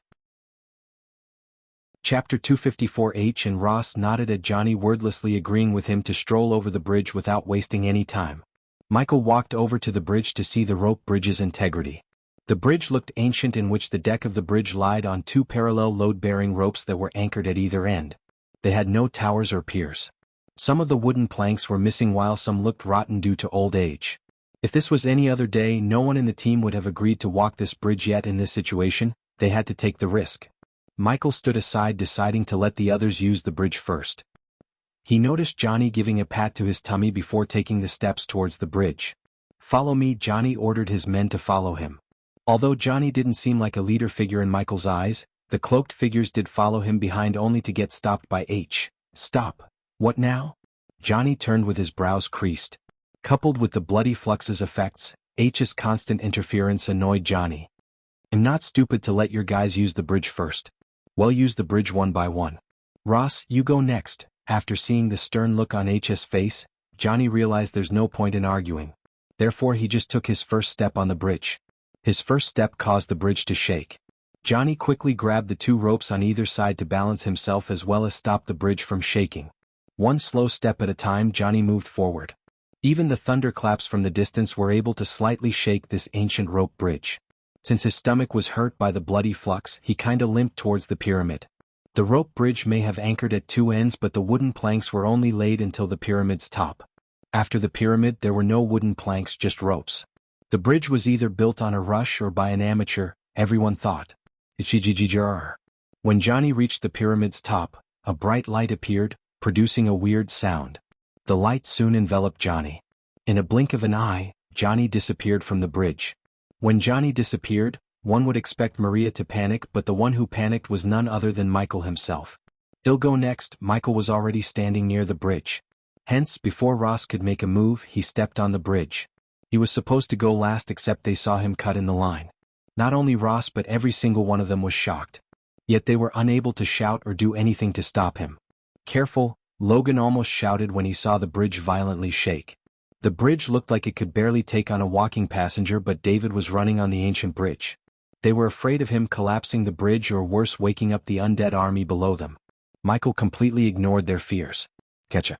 The same blue light that enveloped Johnny appeared again to envelop Michael.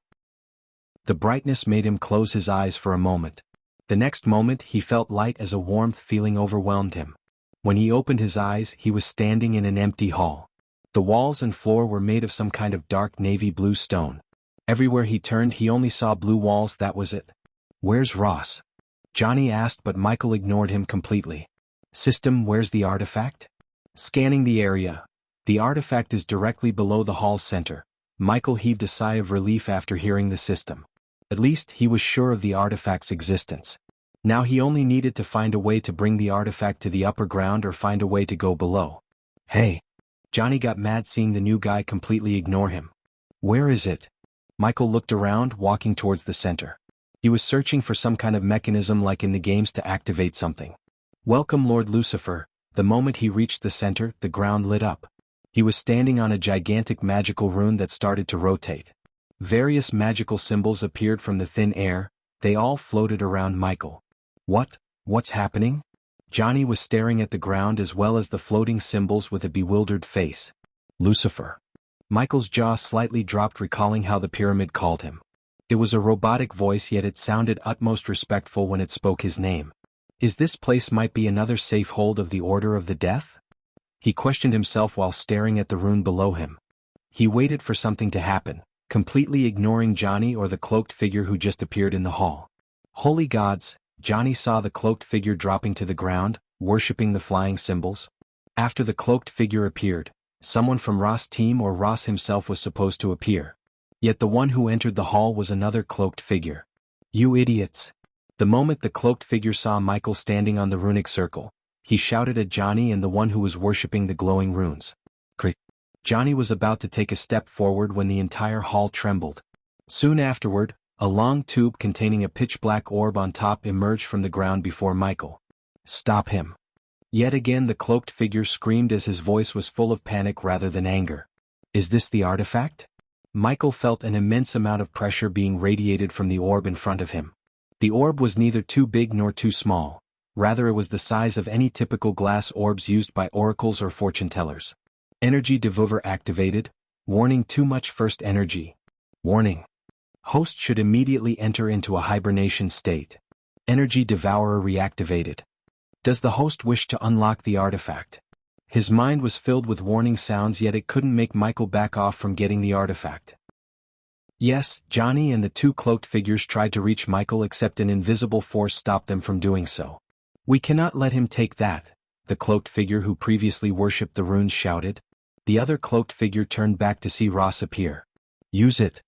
Johnny saw the cloaked figure who appeared second taking out a red brick with silver wires coiled around it.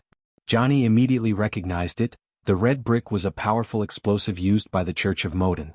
Wait, Johnny tried to stop, but the cloaked figure was swift. He placed the brick as close as possible to Michael, fiddling with the wires coiled around the brick for a bit. Run! The cloaked figures screamed before running as fast as they could from the red brick. Since Johnny knew about the explosive brick, he too ran behind them to the hall's far corner. Fortunately, the light teleported everyone to the far corner, so Ross never had to run. Staring at the glowing runes and the trio running away, Ross had too many questions in his mind. The red brick began to vibrate while its surface emitted a cloud of black smoke. In a blink of an eye, the cloud of black smoke transformed into a red-hot flame. Boom! The red brick exploded with an immense amount of force. The explosion created a bright light that made everyone close their eyes. The entire hall trembled as stone pieces from the ceiling crumbled down on them. When they opened their eyes, they saw the glowing runes flicker before completely disappearing from the hall. The artifact! The two cloaked figures shouted in joy, seeing the black orb rolling on the ground where Michael was standing a moment ago. The cloaked figures completely ignored the body lying on the ground a few meters away from the orb. It was Michael. He laid on the ground face down. Puffs of smoke kept emerging from his charred clothes as well as some of his body parts. Johnny Ross turned back and saw his daughter appear. Poch! Poch! While his gaze was on Maria, he heard a familiar sound appear from the other side. He would recognize this sound in his sleep, the sound of a blade piercing a body. He immediately turned back to see the two cloaked figures lying on the ground, blood gushing out from their back. Standing beside their bodies, Johnny picked up the orb on the ground. He held the orb in one hand while a bloody dagger in his other hand. It's mine. Ross saw an evil grin appear on Johnny's pale face. Although Ross had a bad feeling about Johnny, he never imagined him backstab two people in cold blood. When Johnny turned his murderous glance at Maria, a chill ran through Ross' spine. He quickly stepped in front of Maria, shielding her with his body. Considering Ross had little to no idea about Johnny's real combat ability or the artifact's power, he feared for his daughter's life. Stay back, Ross said in a grave voice. The last thing he wanted was his daughter to become collateral damage in the fight between him and Johnny. While he was shielding his daughter, H and the others appeared in the hall one by one. Seeing the three dead bodies, H immediately unsheathed his sword. Except for the remaining cloaked figures in the hall, everyone raised their weapon at Johnny. What happened here? Who killed them? Finally, one of the cloaked figures unsheathed his dagger. Because Johnny was standing so beside the dead bodies, they naturally suspected Johnny, and they were right. Chapter 255, Is that David? Logan stuttered, staring at the body a couple of meters away from Johnny. His muscles went rigid in shock. He never thought David would die while Jonah, who had no knack for the battle, is alive. What happened before they arrived here was still a mystery to Logan, but he was sure that Johnny or that two cloaked figures could have killed David unless they had used some crooked means. They tried to take what's mine, so I killed them, Johnny nonchalantly said while fiddling with the orb in his hand. He tried to figure out a way to activate the orb. You murderer. After hearing these words from Johnny, the cloaked figures lost their composure as they rushed at Johnny with no hesitation. At the same time they moved, Ross felt a gust of wind passing against his back. Poch, poch, poch, poch. Everyone saw four heads rolling on the floor as the headless bodies walked around clumsily, spraying blood all over the place before falling to the ground. The beheadings happened so quickly. None of them clearly saw the killer during the killings. They realized who killed them only after the 4 heads left their bodies. Maria, this was the first time Logan saw the terrified face of Ross. When they saw the bloody spear and the blood-splattered white clothes of her terrified them because they never imagined she possessed such a deadly side. Even her own father never had a clue about her real skills. "Quit playing with it, Johnny," Maria ordered Johnny. Her usual sweet gentle voice was nowhere to be seen as she sounded more like a battle-hardened villainess. On the contrary, Johnny's attitude took a 180 turn. He immediately knelt down, lowering his head to avoid eye contact with Maria. He held out the orb towards Maria like he was giving an offering to a goddess. The sudden change of events completely stunned everyone standing in the hall. "Maria," Ross called out to Maria, but his voice was suppressed by various emotions. "I'll deal with you all in a sec," she said, taking the orb from Johnny's hand. When she looked at Ross, he could no longer see the little girl he knew. The girl in front of him was a completely different person. There was no love or kindness in her eyes, just anger and killing intent. Ignoring Ross' call, she walked towards Michael, whose body was still smoking. The team stood there watching Maria giving a couple of kicks to David's dead body. "Pity, I wanted to kill you with my spear." After kicking Michael's body, she walked away from him. Johnny didn't stand up even after giving the orb, he just knelt down on the ground until she could tell him otherwise. Crick. She ripped off Johnny's shirt, yet there was no reaction from him at all. "Now I assume you all want an explanation." Maria didn't even look at Ross or anyone but began to clean the blood from the artifact using Johnny's shirt. She then put the orb in her satchel hanging on her waist. "You're all gonna die anyway, so it doesn't hurt to tell you, Ross." Although the skills she displayed could make her on par with a highly trained Spartan or a gladiator, H still believed he could defeat her with the help of the team. He knew that Marcella attacked her from a distance and he and Logan flanking her from either side would definitely lead the way to beat Maria. Johnny was a variable, but H believed Ross would take him down if push comes to shove. But first, even if Ross didn't want to fight with them, H wanted Ross to stay out of their way when they fought Maria. If he tried to protect his daughter again, this fight would get complicated or simply result in H's defeat. "I need to know what she has to tell." Ross slightly raised his hand, stopping H from doing anything. "It's simple actually. Giselle Kingdom took the one thing that meant everything to me, so I'm gonna destroy it and kill all those senator scumbags with this." She tapped the satchel. Her murderous grin showed them that she's very serious about this plan. "It was my fault, Maria," said Ross. His eyes were full of regret. Anyone could tell he's telling the truth. "That's why you're gonna die too. You always put your duties to the kingdom first. That was why you brought an undead to our home." Her murderous voice echoed through the empty halls. After they heard her, they gawked at Ross in disbelief. It was Ross' greatest regret. To the outside world, Ross' wife died of an unknown disease, except she wasn't. It was Ross who killed her after the undead he brought home bit her. In the southern continent, it was strictly forbidden for any kingdom to bring undeads to the mainland from the undead island. All the senates and a few kings in the continent took the decisions together. Nonetheless, 5 years ago, the Senate and the scholars of Giselle conducted a secret operation to bring in undead from the island for experiments. After leading the mission with Marcella, Ross caught an undead alive. Since they didn't go too deep into the forest, the operation wasn't as dangerous as this one. But the operation wasn't without losses either. Ross brought 12 men with him and returned with 7. If the safe house they decided to use hadn't caught on fire, the operation would have ended with only 7 casualties. Due to the complications and the Senate's trust in Ross, they put the undead in the cellar below Ross' home. Since it was supposed to be one day, Ross reluctantly agreed to the plan. At that time, he never thought his wife would go to the cellar to pick up a wine bottle for him. To this day, Ross had no idea how the undead managed to break out of its cage.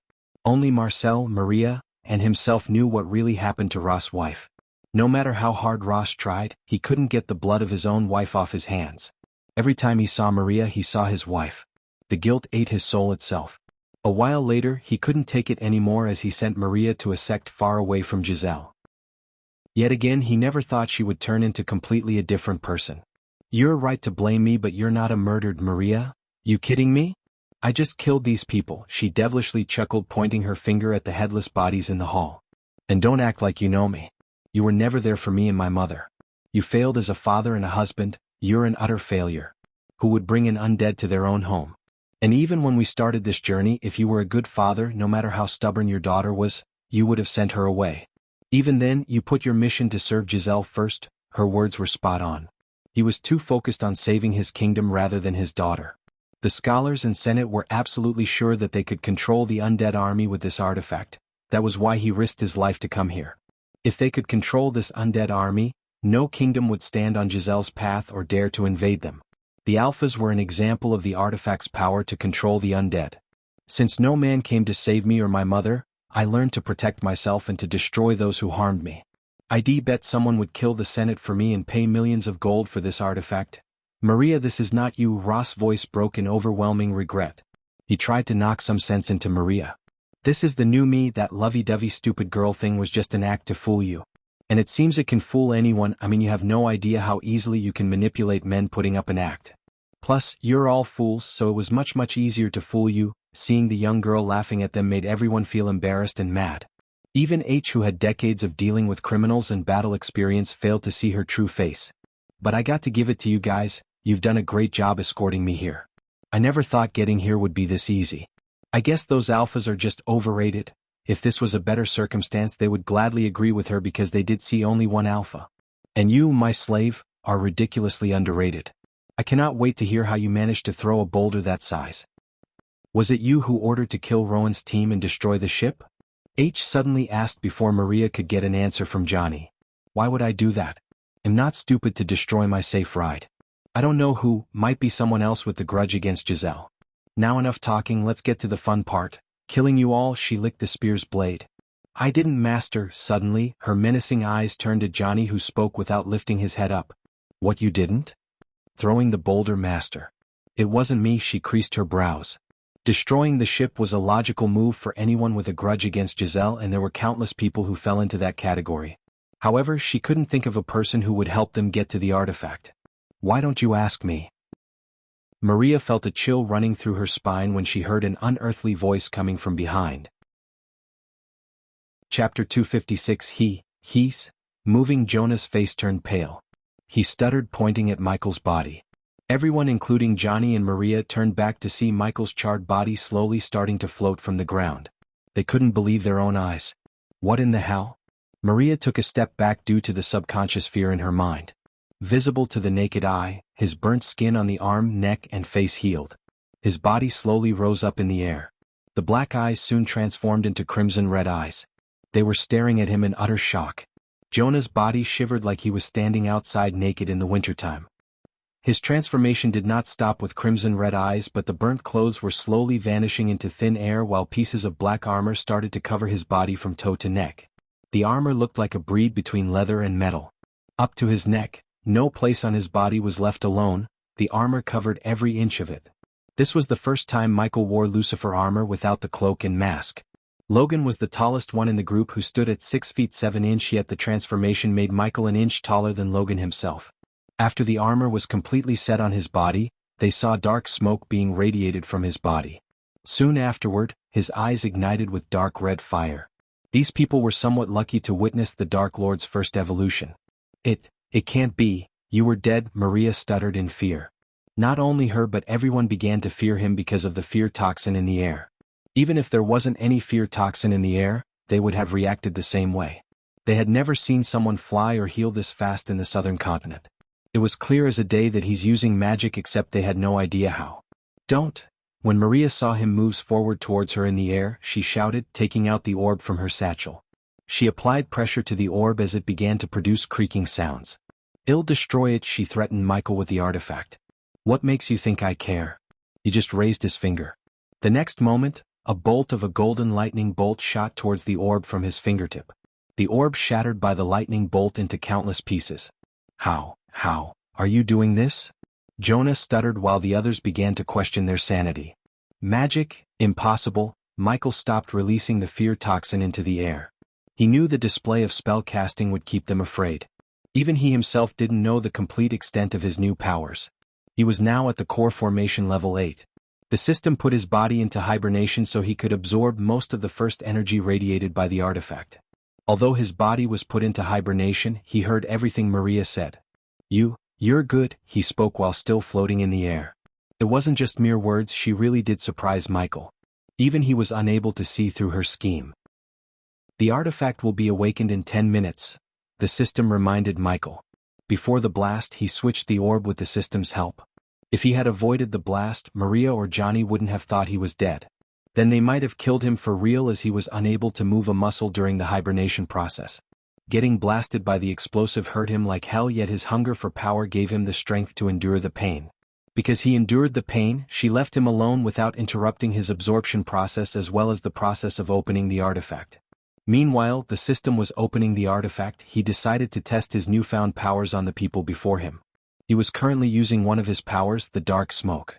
Since the system was busy with opening the artifact, it never actually explained the new powers in detail to him. He was extremely curious about what the system meant by awakening his Dark Lord powers. Although your plan wasn't perfect, it got the job done. If I'm right, you already have a way to escape this pyramid. Maria or no one in the hall opened their mouths. They were either too scared or shocked to speak. I'll let you live if you kneel down and swear your loyalty to me. He almost felt bad for killing them, so he decided to offer them a choice to save themselves. Not that he expected any of them to kneel down, still he gave them a choice. Since even daughters want you dead, he'll give you 3 seconds to make a choice. Whoosh! Suddenly an arrow shot towards Michael from Marcella's crossbow. Rude, he caught the crossbow bolt easily before it could reach him. Wind blast! A gust of wind shot from Michael's hand blasted away the entire group into the wall behind them. They all collided with the wall before dropping to the ground. Jonah completely lost his consciousness after the collision. He remained on the ground without moving a muscle. Your time's up to Ross. Maria saw the same golden lightning bolt that destroyed the artifact being fired at her father. The lightning bolt went straight between Ross' eyes, creating almost an inch-wide radius hole in his forehead. No! Marcella screamed, looking at the blood gushing out of Ross' head. His eyes remained open, staring at Michael with utter shock. Murderer, I'll kill you. Marcella tried to pick her crossbow frantically. Because he stopped emitting fear toxin into the air, they somewhat gained the courage to fight back, partially due to the adrenaline. Seeing her father's corpse lying beside kindled the feeling she never wanted to feel again. Initially, she thought she was ruthless enough to kill her father, except when Ross was killed by the monster in front of her, tears gushed out of her eyes. Ignitia! He raised his finger again as another lightning bolt shot towards Marcella. Marcella was quick, but she was not quick enough to evade the lightning bolt. She could not even knock one bolt in her crossbow before the lightning bolt ended her life. Michael felt pity when she saw her dead body hit the ground. If she was willing, he could have used her as a subordinate. If it was before he saw the future, he would have let them go or tried to pursue them to be his subordinates. Except now he couldn't afford to make a mistake like keeping an unwilling subordinate, even if the system could ensure they can't do any harm to him. Besides, he knew Marcella or Ross would rather die than bend their knees before him. You killed them. You killed my father. Following Marcella's death, Mariah's anger erupted in her heart like a volcano. The veins in her eyes popped, turning her eyes blood red. Isn't that what you wanted? Don't tell me you've gone soft. I'll kill you. Master. Johnny tried to stop Marcella, but she had already taken her spear to kill Michael. Logan on the other side was staring at everything in complete shock. He never imagined a guy who protected them along the way would kill them. Even though he knew David for a short amount of time, he considered him as a friend, and it kept him from lifting his sledgehammer against David. Go in peace, Maria. He wasn't mad at Maria for what she has done until now. If he had to blame someone, it would be Ross, who made all the mistakes that turned Maria into this. Ignitia, feeling pity for her, he fired the lightning bolt from the tip of his finger. Like before, the lightning bolt went straight through her forehead. Because Johnny stood behind her, the lightning bolt pierced his throat. In one lightning bolt, Michael took 2 lives. The deaths of Maria and Johnny finally brought Logan back to reality. He mustered his courage to raise his sledgehammer against Michael, though he knew he had no chance of winning against a magic caster. Logan never really believed in gods, but looking at David, he wondered if he's a god himself came to the world to punish them. Stand down, Logan. Michael waved his hand as the sledgehammer in Logan's hand flew away from the big guy's hands. Back at the ship, you said you're going to retire after this mission and live the rest of your life as a wealthy person. Swear your loyalty, Logan, and you'll be richer than you've never even imagined. Unlike Marcella or Ross, he liked Logan. Logan was a simple-minded good guy who would never scheme against him. Because of that, he tried to convince Logan to be his subordinate. Who are you, David? Is David even your real name? Despite Logan's look, the big guys had a soft heart. That was why Michael could see the sadness of losing Ross and Marcella in his eyes. This world will soon turn into a living nightmare, Logan. I'm here to stop it, by slaughtering people in cold blood. After seeing you use magic inside the void line, I don't know what to believe anymore, but one thing I'm sure, David, this isn't how you save the world. Note: don't think MC will become a self-righteous goody two-shoes and world-saving drug. He's going to change the world to his liking. Chapter 257, You think this world doesn't need saving? Open your eyes. What do you think would have happened if Ross gave the artifact to the Giselle Senate? They will control the undead army outside, wage war against the other kingdoms, and thousands of people will die, lose their families, and end up being slaves to the rich. If you by any chance thought of any of them as innocent, you're the most naive person in the world. These words played again and again in Logan's mind. And look around you, man. If this world needs saving, it's from you. You killed a father, a daughter, and a good friend for what? Refusing to serve you? Do you really think you're the good guy? Michael heard everything without uttering a word as Logan continued. I might be a mercenary, but I have no innocent blood on my hand. If I agree to serve you, I'll end up just like you. So go ahead, kill me. You're so full of it, big guy. Finally, Michael couldn't take any more of this bullshit Logan's spouting. You think this world doesn't need saving? Open your eyes. What do you think would have happened if Ross gave the artifact to the Giselle Senate? They will control the undead army outside, wage war against the other kingdoms, and thousands of people will die, lose their families, and end up being slaves to the rich. If you by any chance thought of any of them as innocent, you're the most naive person in the world. Logan stared at the dead bodies around them. Deep down, he knew no one here is innocent. One day you'll realize that the good guys aren't enough to save the world. Michael activated the lightning dash, appearing in front of Logan within a snap of time. Logan felt like he was hit by a big log in the face before everything turned dark. He could have easily killed Logan like the others, but his instincts told him not to. Somehow Michael believed Logan would be a loyal subordinate in the future.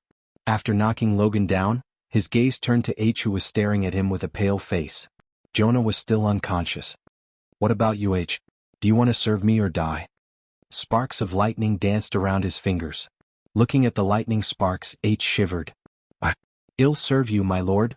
This was the first time Michael saw overwhelming fear in H's face. Even when they were facing deadly odds, he never lost the courage, yet the fear toxin and the power he displayed broke H's courage completely. Michael was glad of H's choice because people like him are easier to keep on the leash rather than people like Ross who chose death rather than bending his knees. What's your real name? Michael floated slowly towards H. Hey. Heinberg, my lord, he stuttered without looking him in the eyes. Are you willing to be my subordinate, Heinberg? Michael doubted the system would accept him as a subordinate because Heinberg was basically forced to swear his loyalty. It was either bending his knees or death, and Heinberg chose to bend the knee. Yes. Yes, my lord. He quickly sat in front of him on one knee, swearing his loyalty. Warning. The target cannot be forced to be the host's subordinate. The system recommends a different way to make the target swears his loyalty towards the host. Just as he expected, the system threw him a couple of warning messages. Previously, when he was recruiting someone to be his subordinate, he used a stick and carrot method, except now where he only gave them the stick, not the carrot. He doesn't need to be registered with you, system. He ignored the system's messages. In the southern continent, he was like a god. He doubted Heinberg would be stupid enough to betray him. If Michael wanted, he could destroy the Giselle kingdom or any kingdom in the southern continent in a couple of days. If he brought Nightmare with him and he was able to use his dragon breath, it'd only take a day to destroy any kingdom. Rise, Heinberg. Somehow Michael felt like movie villains speaking these words through the voice modulator. Heinberg swallowed a mouthful of saliva before slowly standing up. He was loyal to the Senate leader Caius, but not enough to die for him. Caius always used him to do his dirty works. The only reason Heinberg whirled for him was Caius paid him handsomely. It was under Caius' order he came here to retrieve the artifact. Ross knew this. However, what Ross didn't know was his secondary objective. Heinberg was to capture one of the Alpha Undeads. After what happened to Ross' wife, the Senate dropped the idea of experimenting with the Undeads. They felt like it was a far greater risk than they were initially thinking. Besides, except for Ross, no one was willing to venture into this island and capture an Alpha Undead. Tell me, Heinberg, why did you bring Jonah with you? This was a question Michael wanted to know the answer for. He's here to help me capture one of the Alpha Undeads, my lord. Heinberg didn't dare to hide the truth from him. Capture an Alpha Undead? Under whose orders? Michael had a hard time believing that an entire Senate would be utterly stupid enough to experiment on an Alpha Undead that possessed the intelligence of a human and abilities of a superhuman. Senator Caius orders. He's one of the Senate leaders and Jonah is his son. Michael frowned, staring at the unconscious Jonah. No loving father would send their child to this hell unless that father didn't give a damn about his child. Senator Caius, huh? I'll meet him soon. Caius seemed like an interesting person who would either prove useful to Michael or die. Dark Queen, have you finished the task? Heinberg had no idea who he was talking to. While he was staring at David, he felt the hall tremble. Heinberg looked over his shoulder to see another figure in the dark appear. In a blink of an eye, the figure appeared beside David. Heinberg felt a chill running through his spine when he saw the figure who just appeared and what she brought with her. Looking at the armor itself, Heinberg could tell it was a girl. She was also wearing the exact same armor as David, but she didn't radiate black smoke around her or had crimson-red eyes, rather she looked normal compared to him. The girl didn't freak him out, but it was the three figures who were standing behind the girl that made him shiver. Although the girl covered their faces with black cloth, Heinberg could tell looking at their skinless body that stinks to high heaven, alpha undeads. She was controlling them through the chain attached to their collars like dogs. The alpha undead rattled the chains violently, yet they could never escape. Heinberg took several steps back when one of the alpha undead reached its hand out to scratch him. Delar will have a time of his life with them, Michael said while Gaia stared at Heinberg and the dead bodies around them. Because of the mask she was wearing, Michael couldn't tell the shock and surprise in her eyes. It was obvious the reason for her shock was his sudden transformation, yet Heinberg's existence before they prevented her from questioning him about his new powers. No alpha undeads in the forest. If any more of them is here, they would be among the army outside, Michael nodded. The 3 alpha undeads would be enough for Delar or him to experiment. He knew the artifact is the reason for alpha undeads, yet he wanted to know more about this new kind of undead. However, unlike Caius, he was not going to bring the undeads to the dark forest but planning to bring Delar to the southern continent. Did you get it? Her curiosity got the better of her as she asked him about the artifact. She gawked around to see it, but she couldn't find anything except dead bodies and weapons. Heinberg too wanted to see what kind of artifact they sent them to get. Michael tapped his chest. It's here, we'll talk about it on the ship, Gaia nodded, controlling her curiosity. Heinberg, wait, tie him up with this. Michael threw ropes at Heinberg, looking at Jonah. He still hasn't found out what to do with Jianghu, but it was unnecessary to kill Jonah until he knew more about Jonah's ability. Heinberg stared at Logan, asking what to do with them wordlessly. Tie him up too. Heinberg wondered why he didn't kill Logan. The person in front of him obviously wasn't much of a kind-hearted guy. Otherwise he wouldn't have killed Ross and everyone in cold blood. Heinberg couldn't help but question why he spared Logan. One thing was sure for Heinberg, he was planning something with the big guy. After Heinberg stepped back to tie Jonah and Logan up, Gaia began to stare at Michael from top to bottom. The black smoke kinda looked scary to her. Plus, the crimson eyes made him look like some kind of an evil god. Awesome, teach me the tricks too, she whispered. Her eyes sparkled behind the mask. Artifact is ready to open. The system recommends the host send Heinberg away before opening the artifact. A smile emerged on his face as the time to see the artifact had finally come. Chapter 258. Because of the system's warning, Michael reluctantly decided to wait before opening the artifact. What are we gonna do with those bodies? While Heinberg was tying up Jonah and Logan, she asked about the dead bodies.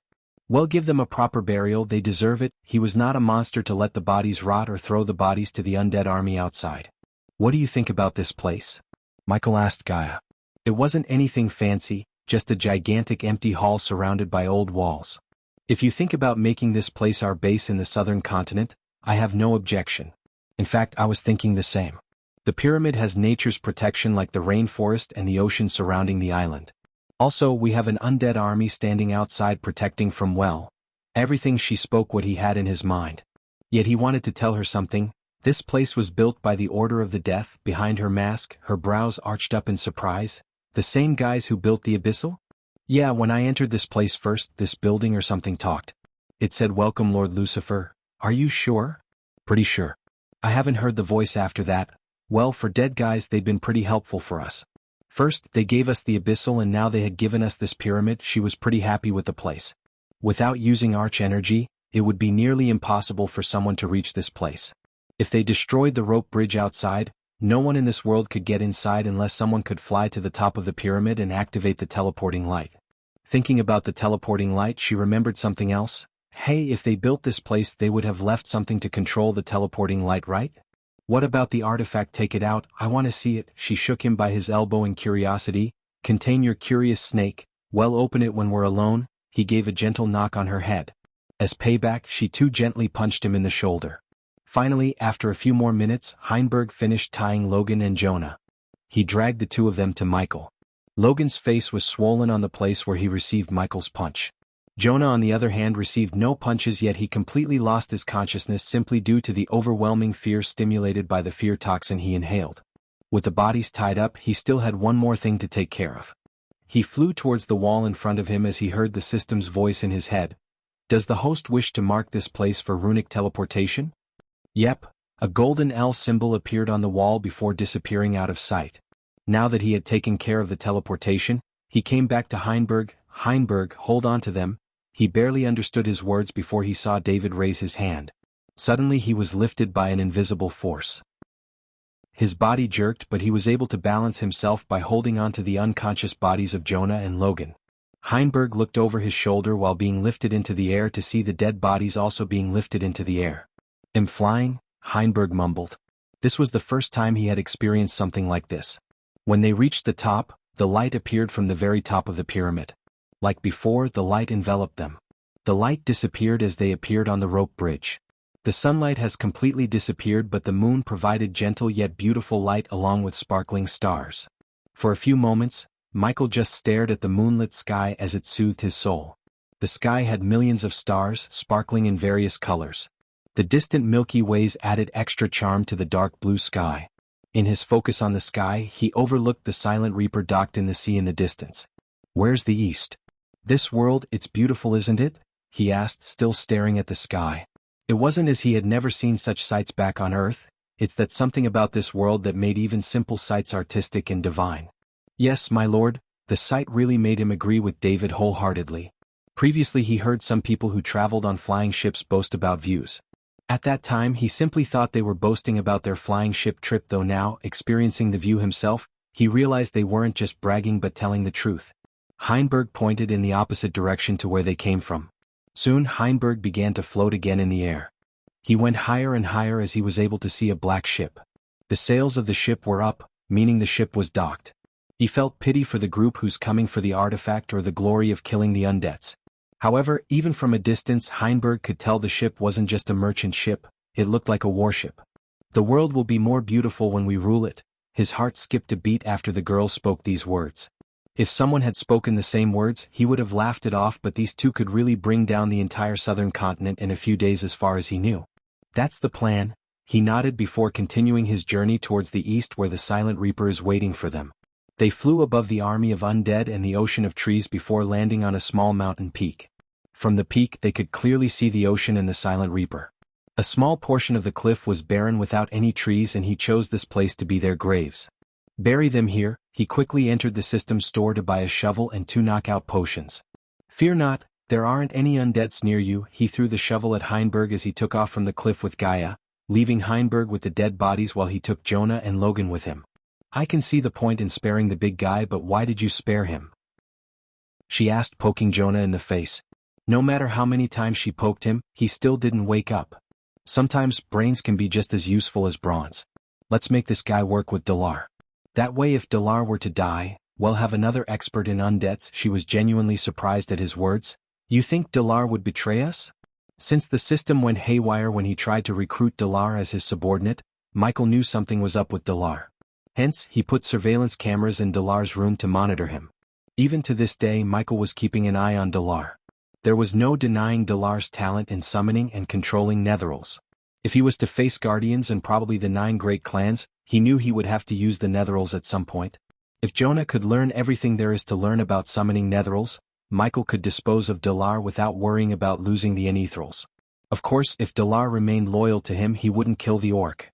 While flying towards the Silent Reaper docked in the sea, he flicked his wrist as 2 syringes and a vial of sparkling sky blue potion appeared in his hand. Gaia saw him filling the syringes with the potion she had never seen before. Michael soon injected each syringe into Jonah and Logan to make sure they don't wake up at least for another 12 hours, as the syringes contained a powerful knockout agent. This potion would be useless against cultivators, so he never bothered to brew and sell them in the Majestic.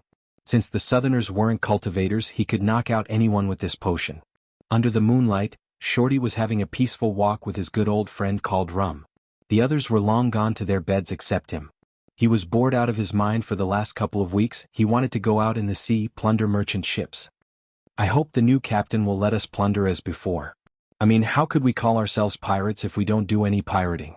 On the other hand, if the new captain wants, he could use magic to make any kingdom give what we want. Is that really pirating? I'm talking to myself again. Short slapped himself.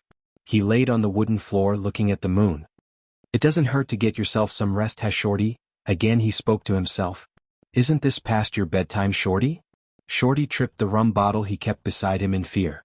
His body jerked as he jumped up to see two figures flying towards him. What in the hell? Shorty rubbed his eyes. For a second he thought he was dreaming. The sudden fear removed the rum's effects. His blurry vision soon cleared up to reveal the figure of Dark Queen. Dark Queen, no matter how many times he had seen her, she still freaked him out with her black armor and magic.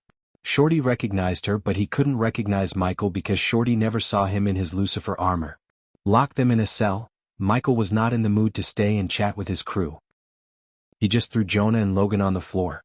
Then, he willed the system to teleport him and Gaia back to the pyramid. What's your guess about the artifact? What will it be? Let me give you a clue, it's badass.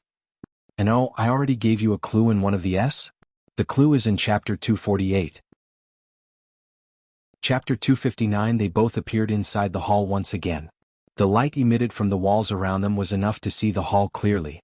Come on, show me, system. He willed the system to hand him over the artifact from the system storage. Her eyes sparkled with curiosity. A small light emerged above his hand before transforming itself into a silver oval-shaped object. Although from the outside it looked like an ordinary thing, she could feel an immense amount of energy pulsating from within. Is that an egg? She reached out to touch the artifact in his hand. The thing in his hand wasn't what he expected. At first it was a black orb and now it just changed its color to silver. Crack. Just as Gaia's hand touched the surface of the thing, cracks began to form on its surface. It is an egg, Michael confirmed his suspicion, sensing a heartbeat from the thing. Ah! Suddenly Gaia squealed. He was stunned by her sudden, unexpected reaction. Before he could ask her why, he too felt intense pain all over his body. It felt like his soul itself screaming in pain for a second. The pain quickly vanished as he saw a tiny head rising from the egg. Soon, another tiny head rose from the egg. They were stunned to see two tiny heads, but to their surprise, another head rose. Under their bewildered gazes, the tiny beast completely broke out of the shell. Another shock hit their core as they were not three beasts but the three heads shared one body. The hand-sized beast shockingly resembled a beast on Earth. Not a real living beast but a beast he saw in movies, King Ghidorah. The only different factor was the color of its scales and the eyes. Each head was covered in different color scales. The head in the center had shiny cloud silver scales while one head in the right had pure white scales and the left one had black scales. The head in the center stared at Michael and Gaia with its rather round eyes that somewhat made the beast look cute. Give me something to eat, jerk. The white head spoke in a feminine voice to break them out from their daze.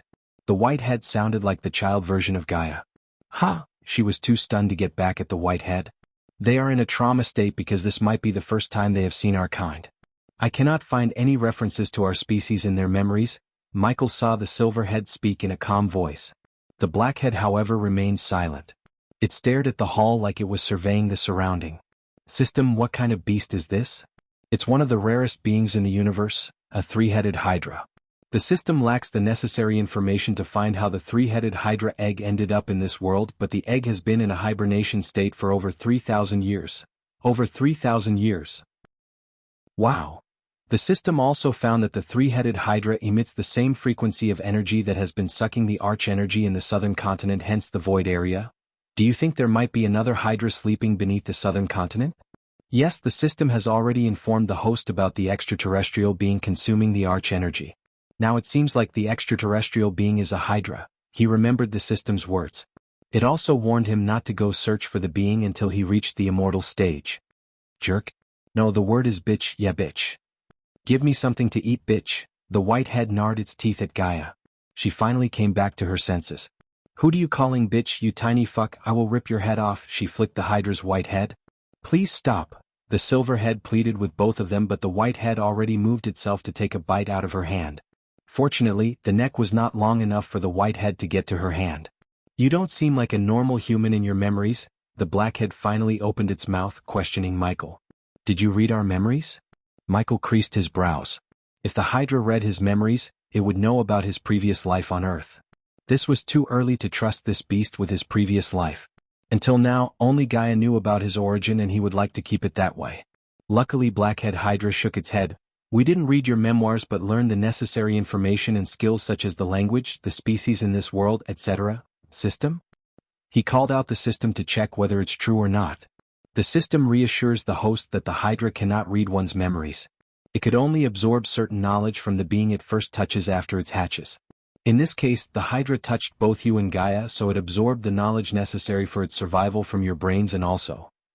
The system's voice trailed away. There's always something else with you, system. I'm not even surprised. He mentally prepared himself to hear what the system's going to say next. A hatchling Hydra would usually get its knowledge from another Hydra, most of the time from its mother. However, if the hatchling Hydra touched another species on top of the necessary knowledge, it would also inherit the personality of the being it touched. Let me guess, the Hydra inherited both mine and Gaia's personalities? Ha! Kinda. If he could move his body while he was interacting with the system, he would have rubbed his temples. Everything was complex when it came to him. He learned to blame himself rather than the system. Hit me with it. Each head inherited each of your personalities. Wait a minute, there are 3 heads and there's only 2 of us, he interrupted the system. The white head, as you may have noticed, inherited Gaia's personality. The black head inherited the personality of yourself on Earth. The silver head inherited a brass personality? Huh? The system confused Michael. Nothing seemed out of place from the system's previous explanation when it came to Gaia and the white head. He couldn't help wondering how the hell did the silver head inherited a brass personality when he was not even alive. Trust me, host, you can't and won't comprehend the process of Hydra inheritance. The system sounded somewhat overbearing when it spoke these words, like it was an all-knowing person and Michael was a stupid kid. Then simplify it, system. He tried to remain calm despite the system's attitude. Well, The system went silent for a few seconds before speaking again. The Hydra inherits the personality from the soul of the being it first touched, right? Yes. If the Hydra had touched Gaia only, the Hydra would have inherited only her personality as she has only one soul. But the host happens to have a split soul, one part Abra's, one part you. Therefore, when it touched both of you, the inheritance process resulted in the Hydra inheriting the personality of Gaia, Abra's, and you. Now the 3 heads are the best and or worst versions of yourselves? Michael uttered no words but let everything sink in silence. What are you so upset about, host? You're extremely lucky to get your hands on a Hydra. So quit whining and take the world by storm. For better or worse, the system lightened his mood. Can I make the Hydra my pet? Or a subordinate? Yes, you can, for a price. What price? I didn't pay you when Nightmare became my familiar, because it's a dragon and the one in your hand is a Hydra, not to mention of the powerful beings in the entire universe, he sighed in his heart. After spending his time with the system, he had learned there's no point in arguing with the system when it comes to badass points. Hence, he decided to shut up and pay the price to make the Hydra his familiar, just like Nightmare. Are you gonna tell me the price or not? 9,999 badass points only. He wanted to slap the system silly when he heard it shamelessly talk like a salesperson. Why don't you round up and take 10,000? Cool, will do. Wait, what? Fuck. It was too late for him to regret as he saw 10,000 badass points getting reduced, making his total number of badass points to 64,000. Looking at the number, he could tell it was gradually increasing because of the sect. Since the legend of the Sunrise sect had been growing, the number of badass points he receives per month increased significantly. For now, he had other things to worry about than the number of badass points. He came out of the system to see Gaia and the white head looking at each other menacingly while the silver head tried to snuff out the anger fire with them. Looking at the 3 heads, the system's words made more sense to him. The white head was Gaia, hungry, bad-mouthing, and ill-tempered. The silver head, Abra's kind, honest, loving personality. Finally, the black head, cunning, intelligent, shrewd. Looking at the black head's eyes felt like he was looking at himself in the mirror. The black head was the ghost before his soul merged with Abra's. Among the 3 heads, the black head, it was the deadliest. Just by looking at its eyes, Michael could tell. After all, it inherited his personality. Chapter 260, How long are we here? We don't see any information regarding our species in your memories. That means we're either extinct in this world or we came from somewhere else, another world. The black head was spot on. The other 2 heads immediately turned their gazes towards the black head after they heard its words. As far as I know, 3,000 years. How can you tell? The silver head, which inherited Abra's personality, asked Michael. Can we really trust this 3-headed beast? Or are these 3 beasts in one body? I'm confused. Oh, I have a question too, the white head said. Why don't you shut up? Michael flicked the white head before Gaia started a fight with it again. I swear to gods I'm gonna crush this little shit. The blackhead moved towards the white head, headbutting the white head to make it shut up. You're hitting yourself, you idiot, the white head rebuked after getting headbutt by the blackhead. Regardless that they were just born, they began to fight like siblings. Michael waited for them to finish fighting between them while Gaia came to his side.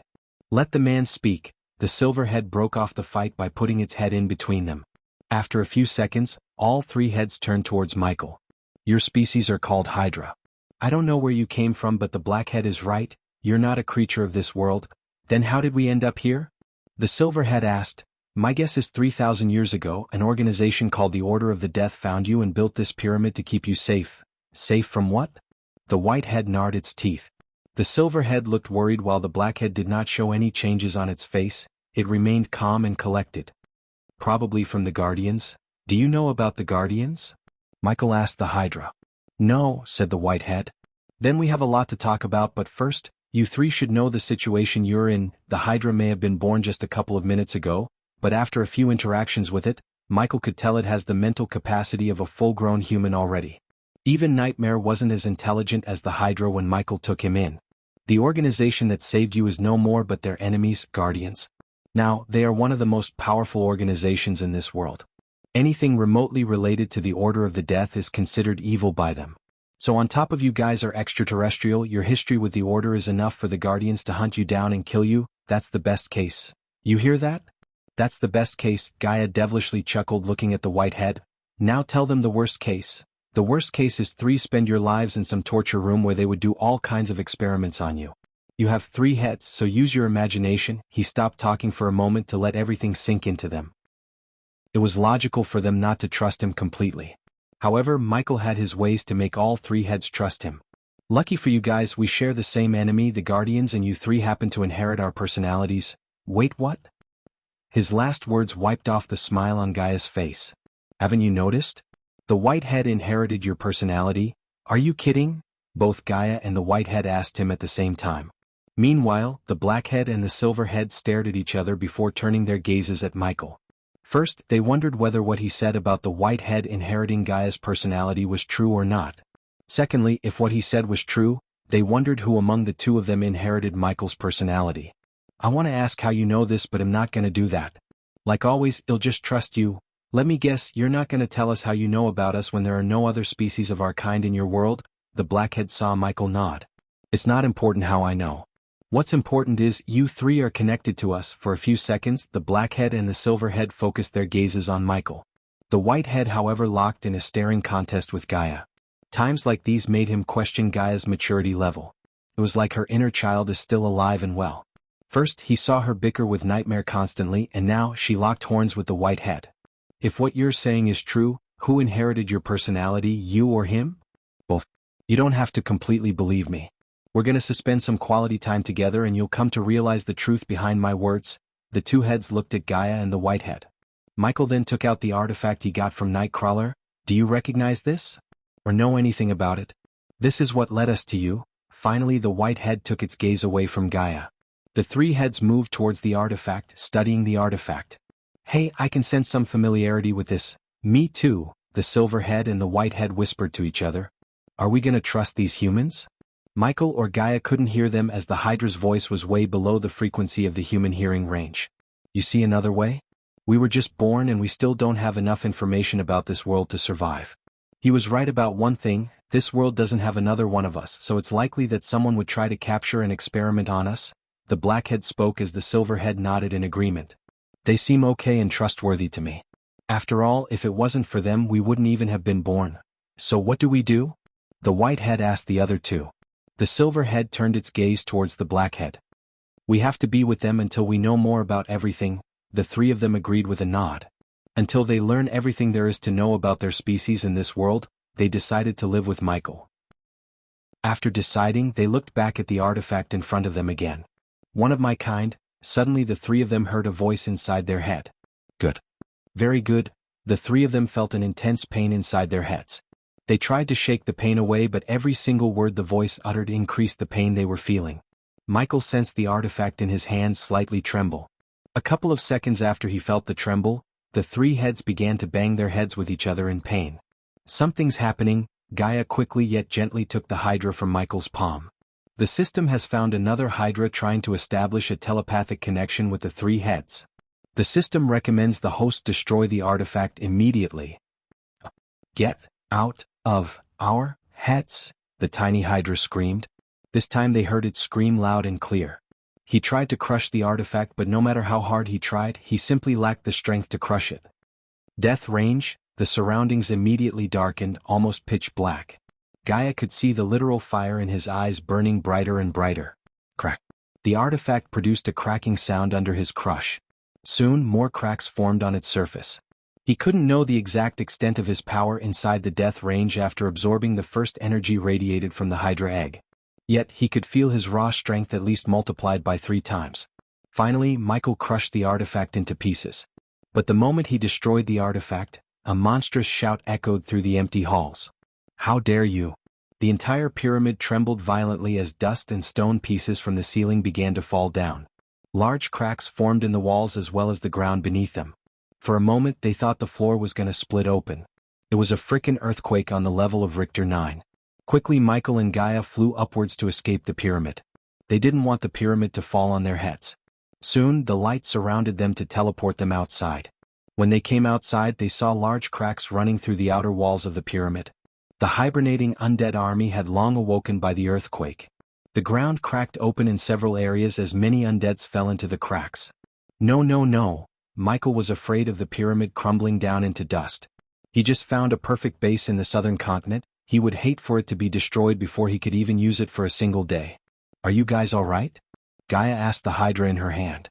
The 3 heads slowly rose up. Here, take this, you'll feel better. What is it? The silver head ignored the black head's quest as it already opened its tiny mouth wide open to let her pour the healing potion into its mouth. Fortunately, after a few minutes, the earthquake stopped and everything remained as it was except for the several cracks on the ground surrounding the pyramid and on its surface itself. Blackhead and Whitehead felt their pain ease up after the silver head drank the potion. They were able to take a few deep breaths after the earthquake stopped. It seems you guys already made another enemy, he said, looking at the 3 heads. That might another hostile Hydra. Chapter 261. After the earthquake, they didn't return to the pyramid but flew back to the cliff where they left Heinberg to bury the others. On his way to the cliff, Michael saw a few broken trees, cracks large enough to get noticed from high altitude as well as flocks of birds flying out of the forest. He was hoping Heinberg survived the earthquake because Heinberg was the doorway to dominate his first target, the kingdom of Giselle. So what did you say the name of this island? Undead Island. You should stay away from these nasty little fuckers. It was weird enough to see her keeping the Hydra closer to her chest like the Hydra was her baby, and now she began to advise them. Is she planning to keep it as her pet? He couldn't help questioning himself. He wouldn't mind if she wants to keep the Hydra as her familiar. Everything she has was his and everything he has was hers. He never thought Nightmare solely belonged to him, and he would never be jealous if she bonded with the Hydra more than him. Gradually Michael slowed his flying speed until he came to a stop in the mid-air. Why did you stop? Michael turned back to look at the tiny Hydra in her hand. The 3 heads gawked at him, having no idea what he was going to say next. Do you think we should reveal their existence or keep it a secret? No matter how hard he tried, he couldn't come to a solid decision. Keeping the Hydra's existence a secret will probably be safer for them until they could figure out their powers, but hiding the Hydra's existence would prevent him from earning more badass points. Why would you hide the Hydra from the world? Show off, host. The one who answered Michael was not Gaia but the system itself. No one likes a show-off system, unless what they're showing off is dope as fuck. Fuck, that's true. Let's hide them when we are on the Elon continent. Here, we don't need to hide them. I think we should keep our heads low. The Blackhead voted for hiding from the world. Fuck that, I'm not gonna do anything. If you want to keep your ugly head down, go ahead, no one's stopping you. The Whitehead however disagreed with the Blackhead, leaving the Silverhead to break the tie. The Silverhead gawked at between Gaia and Michael before finally fixing its eyes on Michael. For a few seconds, Michael pondered about the issue in his mind. Taking a deep breath, Michael made his decision. Well, do as she says. Obviously, they couldn't show the Hydra around in the Cultivation continents like Elon because there were so many powerful figures who could kill Michael in a blink of an eye. However, in the southern continent he was basically a godlike existence, so he had no need to worry about Hydra's safety. System, Do the same thing you did to Nightmare. It would cost the host another 6,000 badass points. Don't act like you're not happy about it, system, he said in his mind, placing his hand on the 3 heads. What are you doing? The white head chewed his palm, yet Michael just ignored it. Soon a light emerged from his hand, enveloping Hydra's tiny body. She was familiar with this sight as she saw him do the same to Nightmare. I missed that ugly lizard. When she saw the scene, her mind reminded her of Nightmare. She never thought she would miss seeing Nightmare every morning when she wakes up. No matter what she did, the dragon would always end up between them on the bed. She wondered what he was doing back home. Ever since a couple of weeks ago, she was having nightmares about someone calling for her. When she told Michael about her feelings, he said there's nothing to worry about. Of course, she didn't know Michael was checking the system to see Nightmare's status. To this day, he didn't think someone would murder Jack. Where does the host want the system to teleport the Hydra? No, teleport them inside the pyramid. That's safer. The light soon disappeared from their sight. What was that? The blackhead asked. When you're in danger, the rune I placed on you will teleport back inside the pyramid. That's wonderful, right guys? The silverhead grinned. It does sound cool. Finally the 3 of them agreed on something. The blackhead had its doubts, but for now, it knew there's no use in questioning him. As far as the blackhead considered, they needed to depend on the 2 humans to survive in this world. Alright, let's go, he turned back, continuing to fly towards the cliff. It took them only a couple of minutes before returning back to the cliff where they left Heinberg. Under the moonlight, Heinberg was standing in the middle of the graves he dug. He was pretty shaken up by the earthquake. Michael could clearly see the fear in his eyes. So you're still here? She wasn't completely sure that Heinberg would remain here instead of taking a chance to escape. She would rather have one subordinate with a functional brain than hundreds of stupid subordinates. Heinberg was not stupid enough to escape through the forest that was filled with dangers lurking everywhere. When Heinberg saw the 3-headed creature in his hand, the fear in his eyes got replaced by surprise and shock. He wondered whether the beast came out of the orb or not. No matter what, Heinberg knew there's no chance in hell that anyone in the southern continent could take the artifact from these 2. Let's go. Michael waved his hand as Heinberg began to rise from the ground. As a sign of respect, Michael stared at their graves for a few seconds before leaving them in the cliff to their endless slumber. Rest in peace. Under the glistening moonlight, the silent reaper was floating on the ocean calmly. The black warship looked more beautiful under the moonlight. The ship itself was calm, but not the crew members waiting for their captain. When Michael finally returned to the silent reaper, the entire crew were waiting for them on the deck. They seemed agitated. At first, they were pretty creeped out about Michael's appearance with all the armor, the fiery eyes and the black smoke cloud be around him.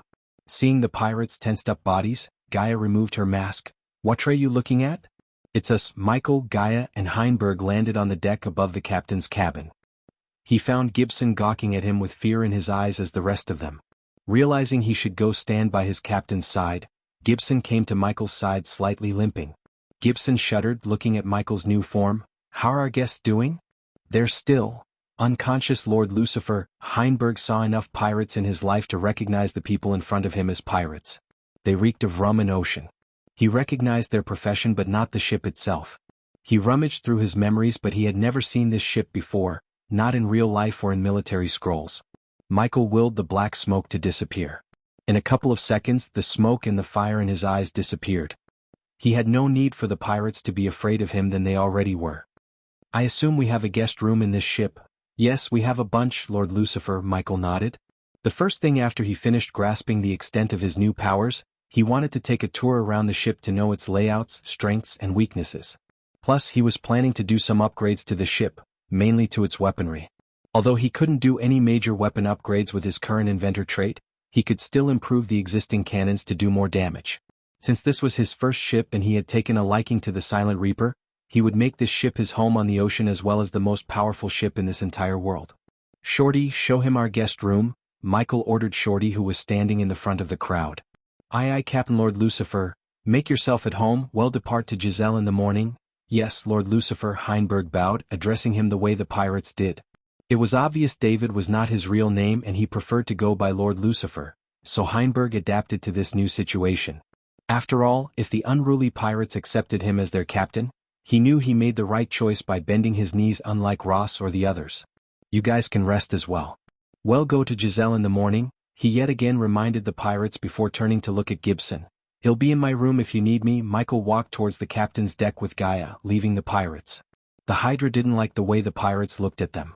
Yet, it remained silent in Gaia's hand. Chapter 262. Although it had been some time, he never spent time in the captain's cabin. After walking down the stairs from the upper deck, he came before the captain's cabin. Gerger. The doorknob creaked, letting him know about its old age. As he opened the door, he was welcomed by a lackluster room. Like the doorknob itself, the room looked ancient. There was no dust or cobwebs could be seen in the room as the pirates cleaned the room recently. The slow-burning candle on the oak table in the middle illuminated the room. The room was neither too big nor small, it was nearly the size of a master bedroom. Except for the white silk cushion on the room's corner, everything had a worn-out look to them. He thought Gaia would have redecorated the room. When he looked over his shoulder at Gaia, she just shrugged. I was busy doing chores for you. For a few seconds, he scanned everything in the room. There were 2 old 6-foot-tall books racks on either side of the room. He never expected a pirate captain to read books though. Near the book racks, one could see small bronze statues of naked ladies, covering their breasts with their hands. The room reeked of rum. For a person who never drank alcohol in his life, he would never spend a day in this room. On the top of the book racks, he noticed more bronze statues as well as some old feather hats. Apart from these things, there was nothing in the room. Gibson. It only took Gibson a couple of seconds to come to his side.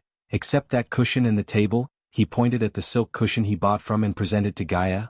I want everything out, my lord. Everything? Gibson creased his bushy brows. Yes, everything. Michael stepped outside the room while Gibson signaled the pirates to follow him into the room. Why throw everything out? The silver head of the Hydra meekly asked Gaia. Did you see that room? It's not fit for a king and queen. I want my own place to sleep, the white head promptly said while the black head remained uttering no words.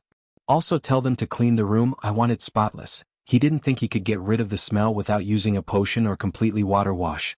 Since using a potion to clean the room was way easier than cleaning the room with water, he thought of a potion to do so. Show me the crew quarters. Initially, Michael wanted to know more about his newfound powers. However, after seeing the condition of his cabin, he changed his mind. If the captain's cabin was in that condition, he couldn't even imagine what a horrible nightmare would be in the crew quarters. Lord Lucifer, Gibson dragged his voice, hesitating to step towards him. It can't be that bad. Gaia avoided venturing into the crew quarters or anywhere in the ship to the matter. Come on, Gibson, let go. The door for the below deck was located a couple of meters in front of the mainsail pole. Michael let Gibson walk forward while he and Gaia followed him behind. The closer he got to the door, the more cold sweats appeared on his face. He was afraid of what the captain would do after seeing the mess downstairs. Creak, creak, creak. Every step he stepped on made a loud, annoying creaking noise. It wasn't a big surprise considering the ship's age and the curse that condemned the ship to stay at sea forever or until they broke the curse. There was barely any light in the downstairs. Just a moment, Lord Lucifer. Gibson ran his hands through every corner of his shirt to find a match to light the lantern hanging on the wall. Don't bother. Michael snapped his fingers as an orb of green flames appeared above his hand. The green light illuminated the room clearly. Before him was a small pathway leading to the other end of the ship. Either side of the pathway was filled with wooden barrels and a couple of bunk beds. The below deck reeked of rum 10 times more than the captain's cabin. He was taken aback by the number of barrels lying around. The pirates clearly didn't bother to stack the barrels. He saw at least 50 wooden barrels before him. What's in those barrels? Although he had a feeling that those barrels are full of rum, he still asked Gibson because he couldn't completely come to terms with his crew wasting gold on this much rum. It's rum, Lord Lucifer. I want to know how much you bastards spending on buying rum tomorrow at the earliest. What they spent their gold on was not his business. Still, he gave a damn about it because how could the pirates follow his orders if they were drunk to their throats? He didn't want mindless drunks to be his crew. He continued to venture forward with his alchemy flames lighting the way. The sight remained constant as everywhere he turned, he saw nothing but wood barrels. The barrels were taking so much space that could be used to store useful items such as gunpowder, alchemy ingredients, and rations. You guys ever eat or survive on only rum? Gibson scratched the back of his head in shame. Ever since Lucifer ordered him to stop drinking and start drinking the potion, he hadn't drunk a single drop of rum. However, the rest of the pirates began to drink more than usual in the joy of escaping the curse. Half of the pirates spent half of their cut in buying barrels of rum. The other half spent all their gold on the rum. The pirate cove ran out of rum as they had to order a new batch just for them. Gibson knew this would eventually come to the captain's eyes, but he never thought the day would come this soon. This is worse than I thought. they barely had enough space to walk. After crossing countless barrels, they came before a plain wooden door. Instead of opening the door, Gibson stood in front of him, hesitating to open it. Will this get any worse? Don't answer me. Gaia shook her head as Michael sent a wave of wind that pushed open the door. The moment the door opened, his nose was overwhelmed by the smell of puke and rum. The three heads buried themselves in Gaia's hand, covering their noses. If a public toilet that hadn't been cleaned for years and a sewer had a baby, it would smell way better than what he was smelling now. He thought he had a high tolerance for stink, but today he was proven wrong. The sheets covering the bed were turned brown from white. Obviously, the pirates didn't wash them for decades. They'll give all you badards a day to clean the fuck out of my ship. Michael didn't even bother to brew potions but bought detergents and chemicals from the system. Gibson saw hundreds of small bottles filling the area behind him. They all had colorful labels. He never saw these things before in his life. Usually, people would mix the detergents and these chemicals with water to clean the place. However, after witnessing the ship's condition as well as the stink coming from every corner, he bought enough chemicals to wash the entire ship without the need of mixing them with water. After giving them to Gibson, he turned back to leave. He really didn't think he could venture into the ship any further without throwing up. If he had known the ship's condition before, he would have let Heinberg stay on the upper deck instead of giving him the guest room. He wondered what might be the condition of the guest room. I pity our prisoners, Gaia chuckled. I don't even want to look at the prison. Michael walked back to the upper deck without turning his back. He watched enough horrible things for one day. When he reached the upper deck, the pirates were dragging the book racks out of the room. They almost took everything out of the room. Captain, where do we put these? Shorty came running to Michael with a proud smile on his face. His face shone like he managed to do something incredible. Put them on my head. Michael twisted Shorty's ears. He directed his frustration on poor Shorty. Aw, Cap. Lord.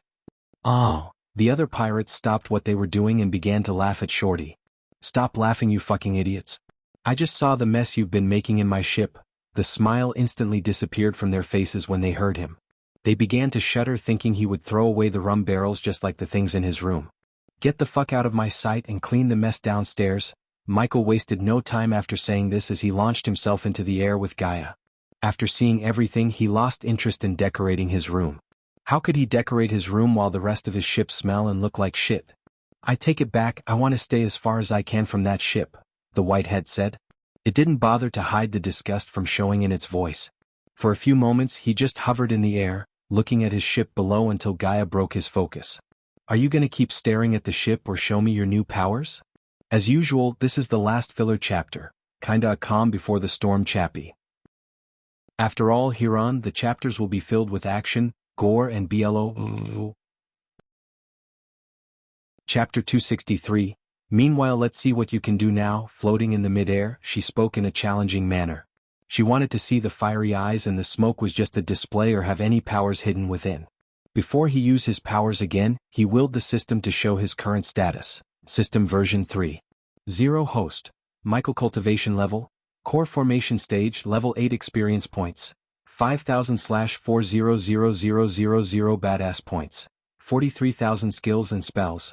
Wind Blast LVL3 Responsive Shield LVL4 Environment Scanning LVL3 Ignitia LVL3 Lightning Dash LVL3 Energy Devour LVL1 Death Range LVL3 Eyes of Darkness. Normal. Can sense the cultivation level of others. Eyes of Darkness, Lucifer. Can sense the cultivation level of others. Can see through illusions. Cloud of Darkness, Lucifer. Weak-willed enemies will lose their courage completely and surrender. Death range will be 50% more powerful. If activated in darkness, the host's cultivation level will be boosted 4 levels up regardless of the stage barrier. Wordless spell caster, Lucifer. In full Lucifer form, the host just has to think of the spell to cast it. Techniques. Swords of Destiny 90% Mastery Ring of Fire 59% Mastery Serpent Maga, 87% Mastery Occupation. Core Disciple of Sunrise Sect The Guardian of Sunrise Sect Lord Lucifer of the Abyssal The Dark Lord Status. Healthy goals. Control the world. Rebuild the Order of Death. Utility function. Banker LVL 3, ratio 1000 gold coins. 10 badass points, runic teleportation wealth. 13 million gold special trait. 5-star alchemist. 3-star inventor subordinates. Gaia warrior loyalty level 100%. Raylene 5-star chef, loyalty level 98%. Arya, assassin loyalty level 32%. Heinberg warrior, loyalty level 18%. The Silent Reaper crew pirates, loyalty level 83%, base of operation. Sunrise sect the Abyssal the Crypt the Silent Reaper familiars. Nightmare, Forest Dragon. Whoa, how did my skill level go up? His heart almost skipped a beat when he saw his status. The first thing he saw was his skill levels. They were raised by 1 level without him paying badass points to upgrade. The host should thank the system for converting the excess first energy you absorbed from the Hydra egg and upgrading the skills. The system sounded extremely boastful, but underneath its boastful voice, he sensed a hint of joy. He wondered why though. The Eyes of Darkness and Cloud of Darkness has Lucifer in brackets dash. You can only use them in your Lucifer persona. Before even he could finish his thoughts, the system answered, interrupting him. And yes, the system counts the entire crew of the Silent Reaper as one entity. Yet again the system took the liberty to answer the question he never asked but only thought. And no, until you name your Hydra, it won't show up under familiars. Are you trying to piss me off, system? The last thing he heard was the system chuckling before getting kicked out of the system menu. After getting kicked out of the system by the 4th time, he didn't feel as mad as he felt the first time. Besides, he was curious to use his powers once again. Michael closed his eyes for a second, activating the Cloud of Darkness and the Eyes of Darkness. Casting those spells felt easy as breathing. Soon, Gaia saw the black smoke enveloping him. Through the black smoke, she saw his eyes that were literally on fire, a dark crimson-red fire.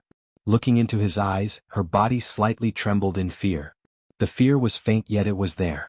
She shook her head to break the fear in her heart. Is that all you got? She stretched her hands like she was exhausted waiting for him to show his powers. I don't want to hurt your snaky ass, that's all. Yeah, you wish. Golden barrier. Gaia flicked her wrist as a faint golden light enveloped her.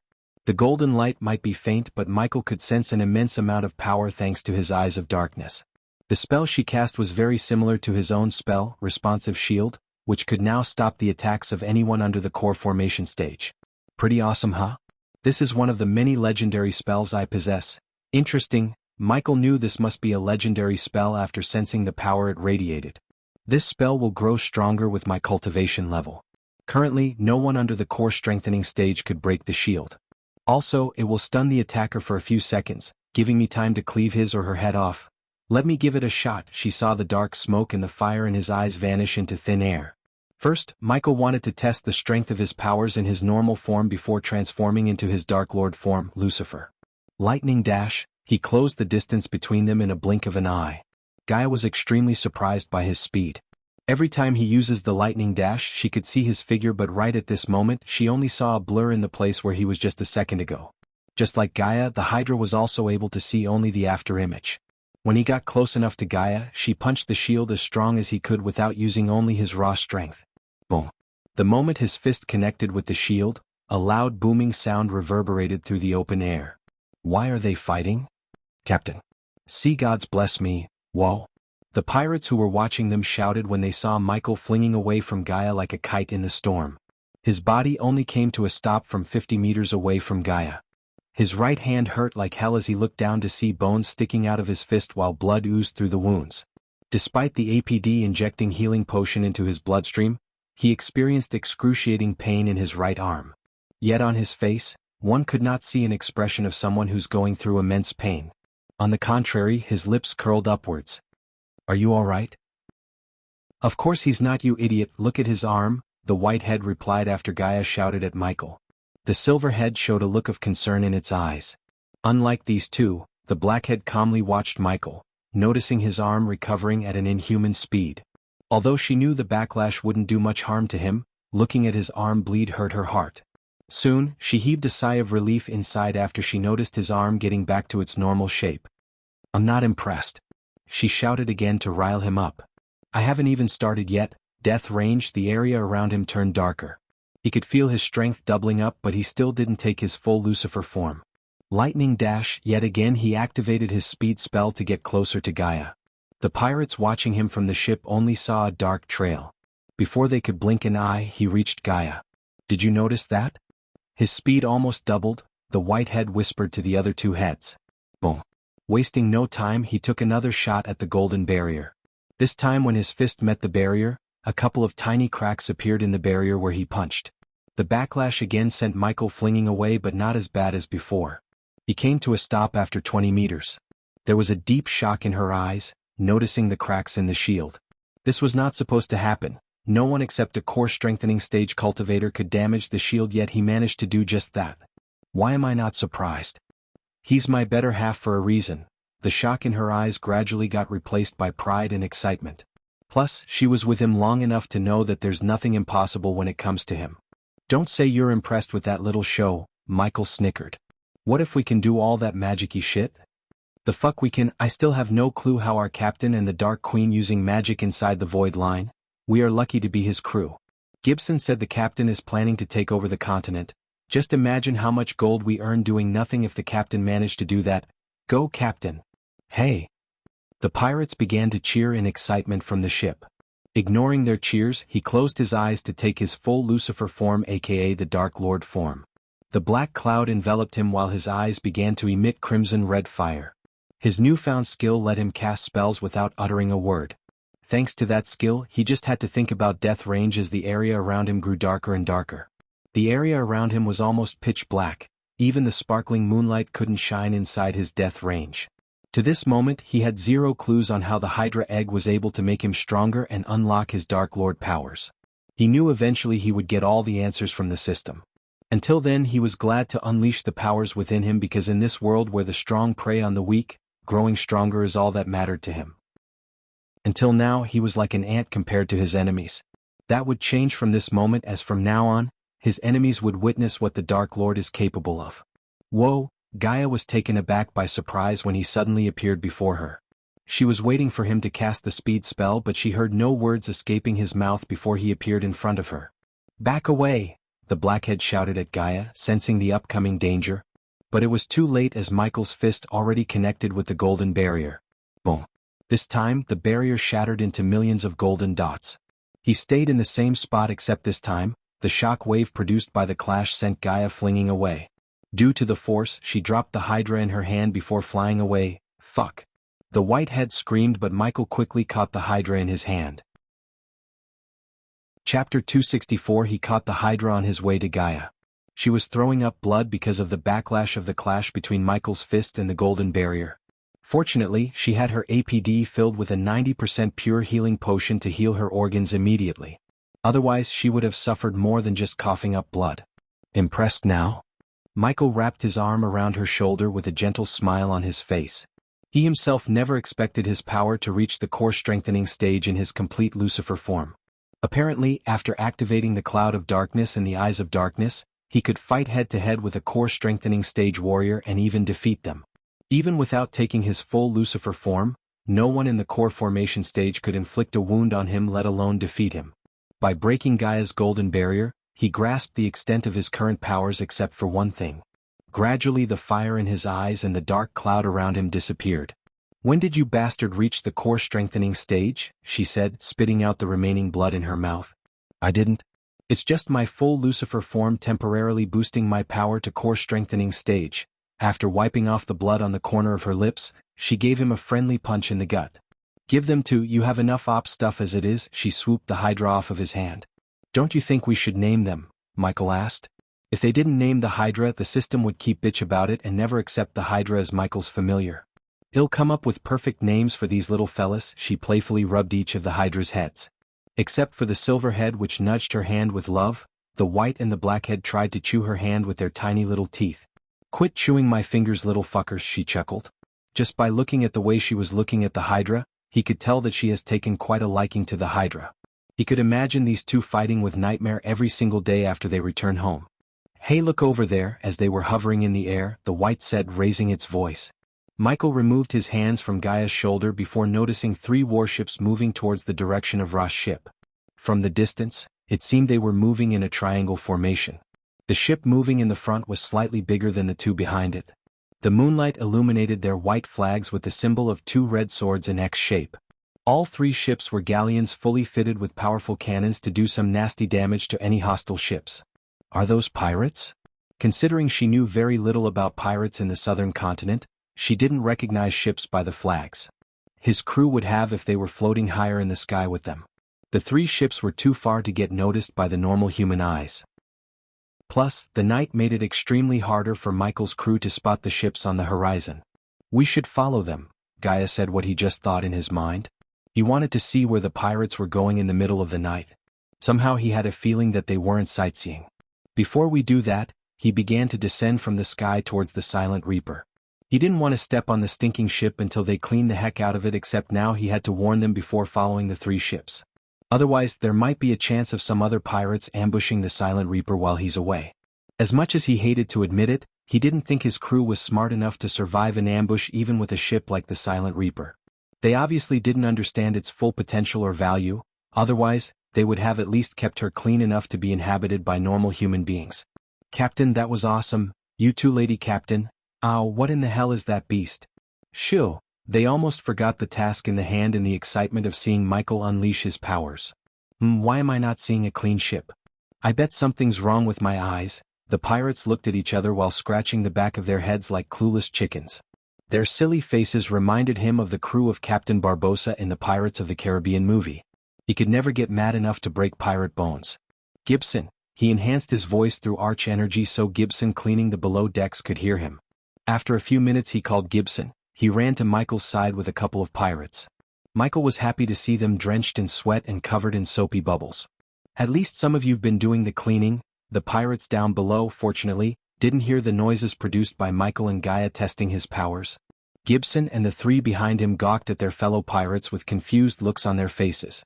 They stared at the upper deck to see if they've done any works, but everything is just as they were. Follow me to the south side of the island, he ordered Gibson before taking off from the ship once again. Gibson wanted to ask why, but Michael was already far away from a shout reach. You heard the captain, man the handle? Michael and Gaia were keeping a safe distance from the 3 ships. All 3 ships had a pirate on the crow's nest as a lookout. Even though they were flying in the sky above them, there was a chance of the lookout to spot them. First, he wanted to see what the pirates are up to before he approached them. From the sky, he could see 30 heavy cannons, 2 mortars, a bunch of smaller cannons on swivel posts at various positions on the top deck on each ship. Plus, each of them had 35 crew members on the top deck, and he could guess there would be at least another 30 in the lower deck. In total, he might face almost 200 pirates as well as 90 heavy cannons when or if they decide to pull a pretty stupid move and attack him. After following them for another 15 minutes, he saw a familiar shore, the shore he stepped on with Ross and his teammates. Ross' crew were still waiting for him to return without a clue about what happened to them. Suddenly he saw the lookout standing on the crow's nest whistling. Soon, the lanterns lighting the ships were put out by the pirates as they went dark. They're planning an ambush, aren't they? The whitehead asked as Gaia nodded. She looked at Michael to see what they should do next. Let's go a little closer. Since they put out the lights, he could move in closer without getting detected by the pirates. Not that he was afraid of them, he was just being careful as he always was. Michael silently moved towards the ship leading the formation because if there was an important figure leading the ambush 90% of the time, he or she would choose the bigger ship to be. When he was directly above the ship, he looked down to see a person wearing a huge maroon color hat manning the helm. My, Gaia raised her brows looking at the person at the helm. If not for the deep cleavage, she wouldn't have guessed that the person is actually a woman. The pirate woman stood at nearly 5 feet 8 inches tall, and she would at least weigh 100 kilograms. She seemed like she could smother a man between her breasts to death. Stop! Michael halted, moving forward when the woman looked up at the sky. The pirate woman had a round face with a softly shaped jaw, a stubby nose, large ears, smooth cheeks and big thick lips.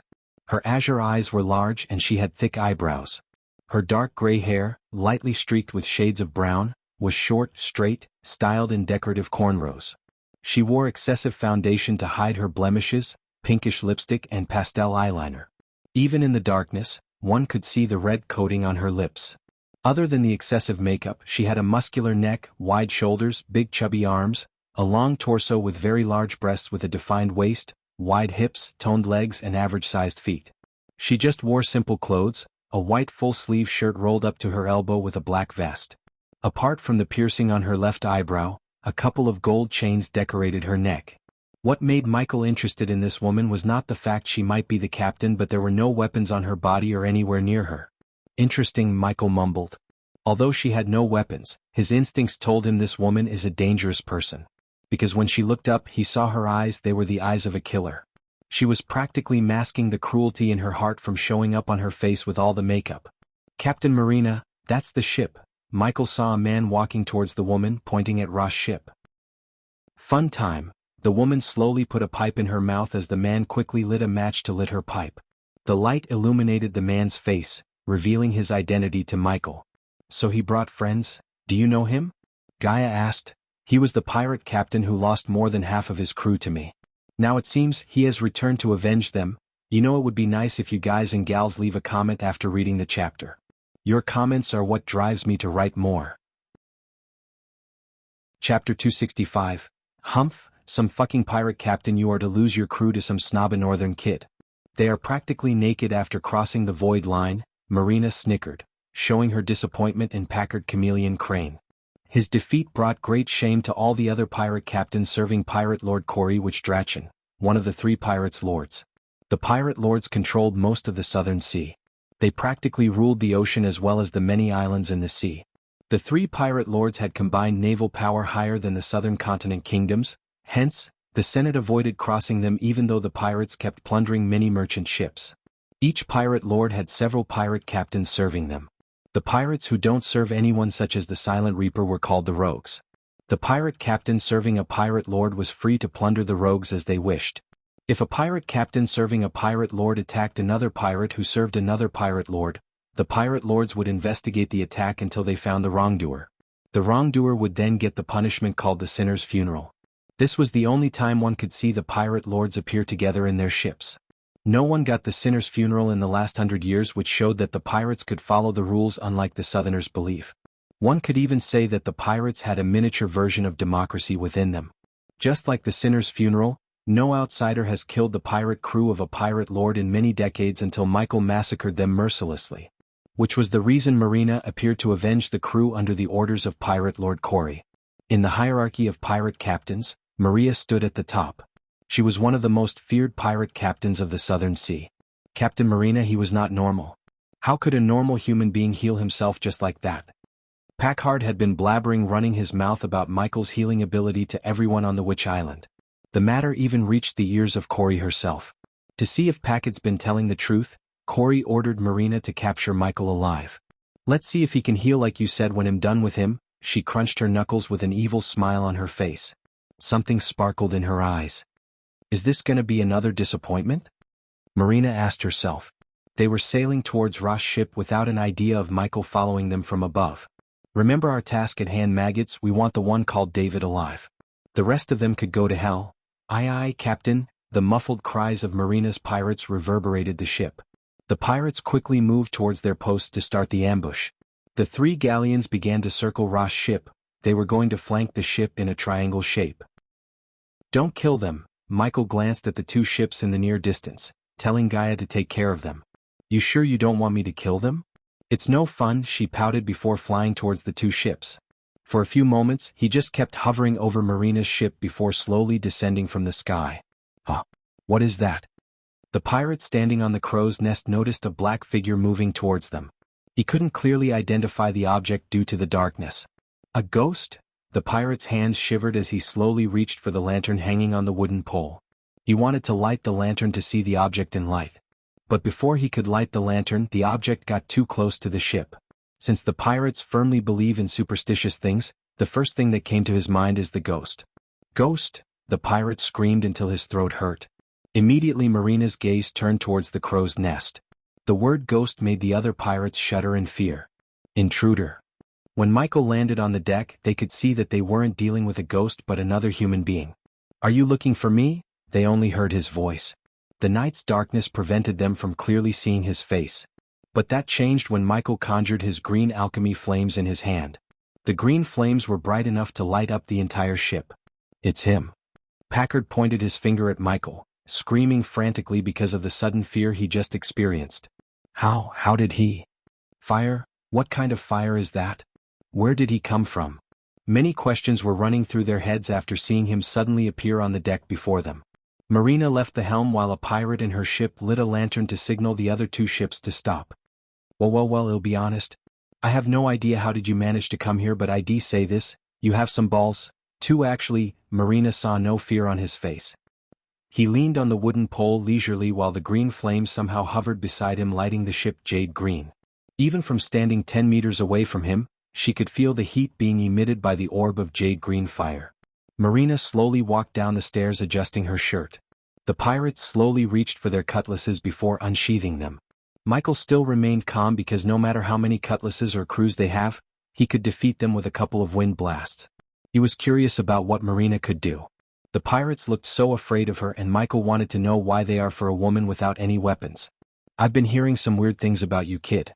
It seems some of them might actually be true. Just like Marina saw no fear on Michael's face, he too saw no fear on her face, which surprised Michael. "I bet that armor of yours will fetch us a nice amount of gold. After all, that's the least you can do for us for dragging me this far. Didn't he say I literally crushed his crew to death?" A hint of fear emerged in Packard's eyes when Michael said that.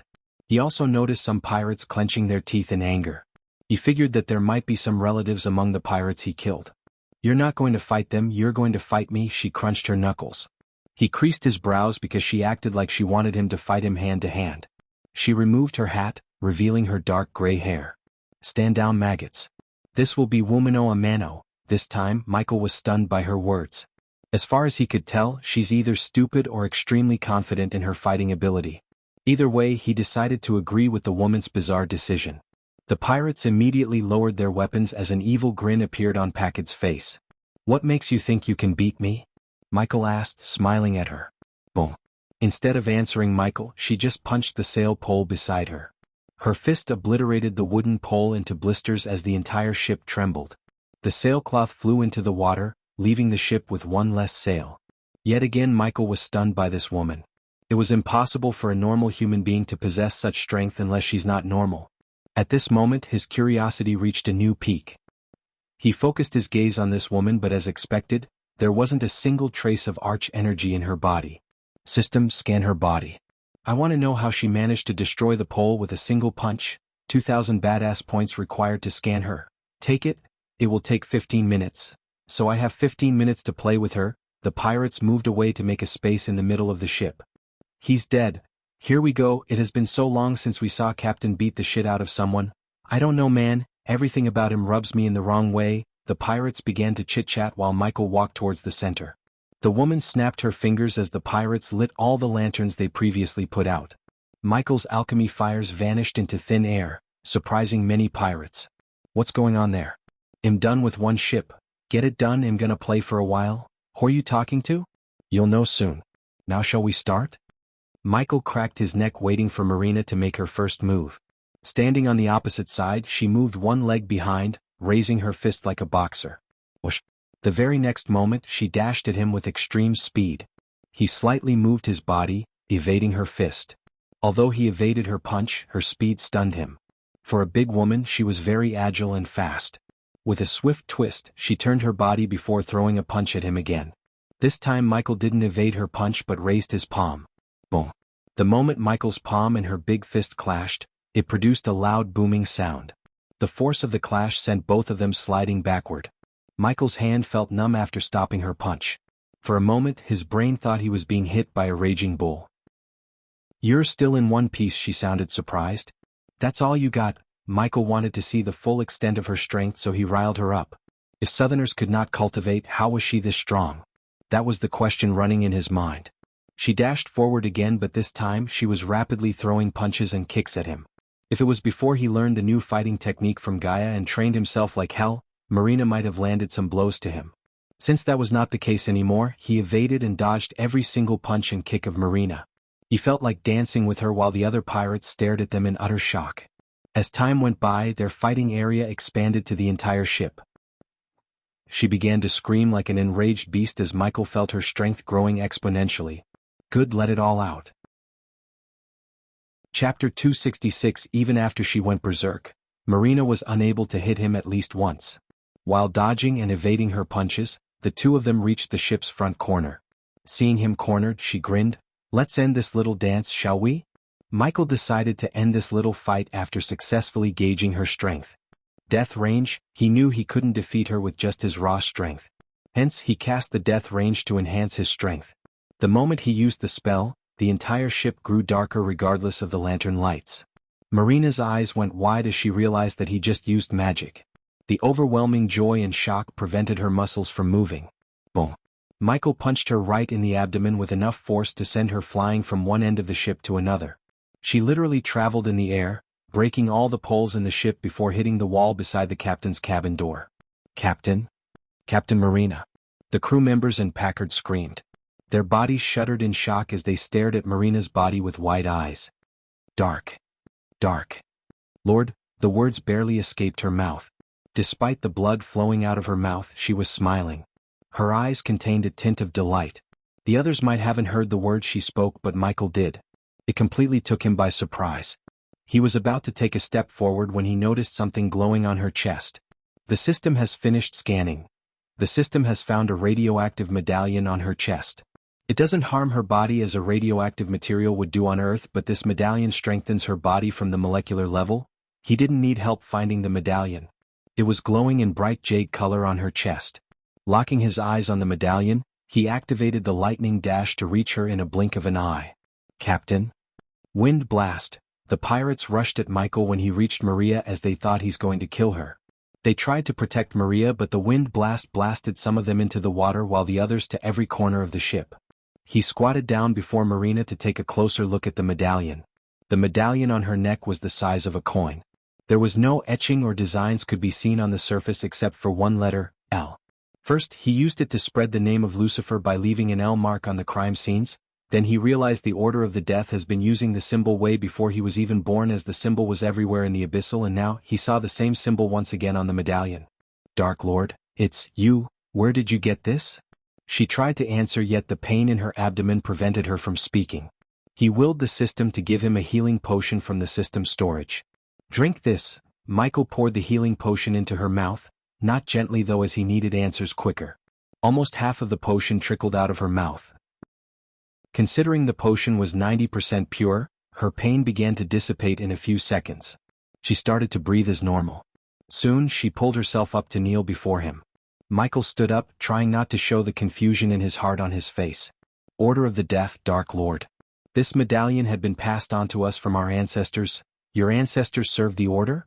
She still kept her head lower without looking directly into his eyes. "Yes, Dark Lord. We've been waiting for you to lead us. We never stopped searching for you. If I hadn't found you, my kin would have continued the search." He was pretty confused about the sudden turn of events. The last thing he expected was to find a descendant of someone who served the Order of the Death, the same order that apparently worshipped him as a god. "Dark Lord, please take this. My father said this will prove our loyalty to you." She presented him with the medallion after snatching it from her neck. He took the medallion from her hand, expecting some kind of change in the coin, but on the contrary, he never felt anything except the coin glowed brighter in his hand. Michael willed the system to create an invisible barrier around them for 1,000 badass points so none would hear their conversation. "I, Maxine Kane, swear my loyalty to our God, the Dark Lord. From this day onwards, am yours to command. Does the host wish to accept Maxine Kane as your subordinate?" The system prompted him when he finished taking her oath. Yes, he wanted to check her loyalty level. Although he never sensed any treachery vibe from her, he still wanted to make sure this wasn't a trap created by those pesky old guardians. Subordinate, Maxine Kane. Cultivation level, Arch Sensing Stage Level 2, cannot cast spells due to geological restrictions. Race, human status, healthy trait, warrior. Loyalty towards the host, 95%. It is true, there was no better proof than the system's loyalty meter to prove Maxina's loyalty to him. Her loyalty also showed him that what she said about her ancestors is also true. If he could, he really wanted to meet those people who worshipped him as God and searched for him for thousands of years. He wondered what made them devote themselves to him. "Serve me well, Maxine." He placed his hands on her shoulders, helping her stand up. Her eyes brimmed with joy as tears of joy already began to flow out. She looked at him as a devotee would look like her God. He could tell that if he asked her to kill herself, she would without a second thought. The pirates, on the other hand, were confused as hell, witnessing their captain bending her knee to Michael. After getting blasted by Michael, no one dared to utter a word and make a move. The question of how he used magic made the pirates feel dizzy. "How long have you been searching for me?" "Ever since I was old enough to walk, Dark Lord. My father always said that the Dark Lord will lead this world to a better age." "Your father is correct. Where is he now?" The smile on her face gradually faded away. "He died of old age, Dark Lord," he sighed inside. If the old man was still alive, he could have answered some of his questions about the Order and their secrets. Still, Michael was glad that he found another loyal subordinate. "Do you know anyone else from the Order?" "If Maxine," A descendant of the order was alive and still loyal to him. He wanted to see if there are more descendants like her. No, Dark Lord. My father said after the Supreme Guardian destroyed the order, only a few survived and escaped. According to my father, those who escaped went dark. It was the right decision. Otherwise, the Guardians would have found them and finished what they started. However, if you're here, we cannot say for sure there are no other descendants alive. The only question is, do they know who they are? Even if he were to find them, he wouldn't force the descendants to serve him if they were unwilling. After all, he wasn't a slave master and those descendants weren't his slaves. However, if there was a chance that those descendants were still searching for him like Maxine, he had to find them. He would rather have a few loyal subordinates than a bunch of unloyal powerful people as his subordinates. Although Maxine would not stand a chance against cultivators, he had the system to change that. If he couldn't make a southerner powerful enough to face a cultivator, he wouldn't have come to the southern continent, as there was no point in building an army that could be destroyed by a couple of cultivators. I assume your father told you that you cannot serve two lords. You're the only one I serve, Dark Lord. I was using Pirate Lord Corey's resources to locate you. Did you search for me in the other continents too? Yet again she shook her head. We believed that only the Dark Lord could break the cultivation restriction and use magic inside the void line. My father always said it'd be easier to find you here than in any other continent. Your father sounds like a great man. Michael genuinely praised her father. If they were to search for him anywhere but here, it would be like searching for a needle in a haystack. It was a different story in the southern continent, as her father believed. He was the only one who could use and make others use arch energy inside the void line. I would like to meet Pirate Lord Corey. It'd be my honor to take you to Corey with me, Dark Lord. I just hope we didn't damage the ship too much. She scratched the back of her head with an embarrassed look on her face. It's okay, well, use my ship. She looked around to see any new ships. Gibson, you can come out. Michael talked with Gibson through the earpiece. She was confused, wondering who he was talking to. Soon, Maxine felt a tremble under her feet as the sea around them rippled violently. Whoosh! Her eyes almost bulged out when a ship emerged from the sea suddenly before their eyes. Compared to the Silent Reaper, Maxine's ship looked tiny. The ship's look itself intimidated the pirates. Michael slowly ascended to the air. Meet my ship, the Silent Reaper, Maxine. Chapter 267, and don't call me Dark Lord. This is not the right time to take my mantle. Just call me Lord Lucifer. Hovering in the mid-air, Michael ordered Maxine. Yes, Lord Lucifer. He didn't fly directly to the Silent Reaper but stared at the shivering pirates on the deck.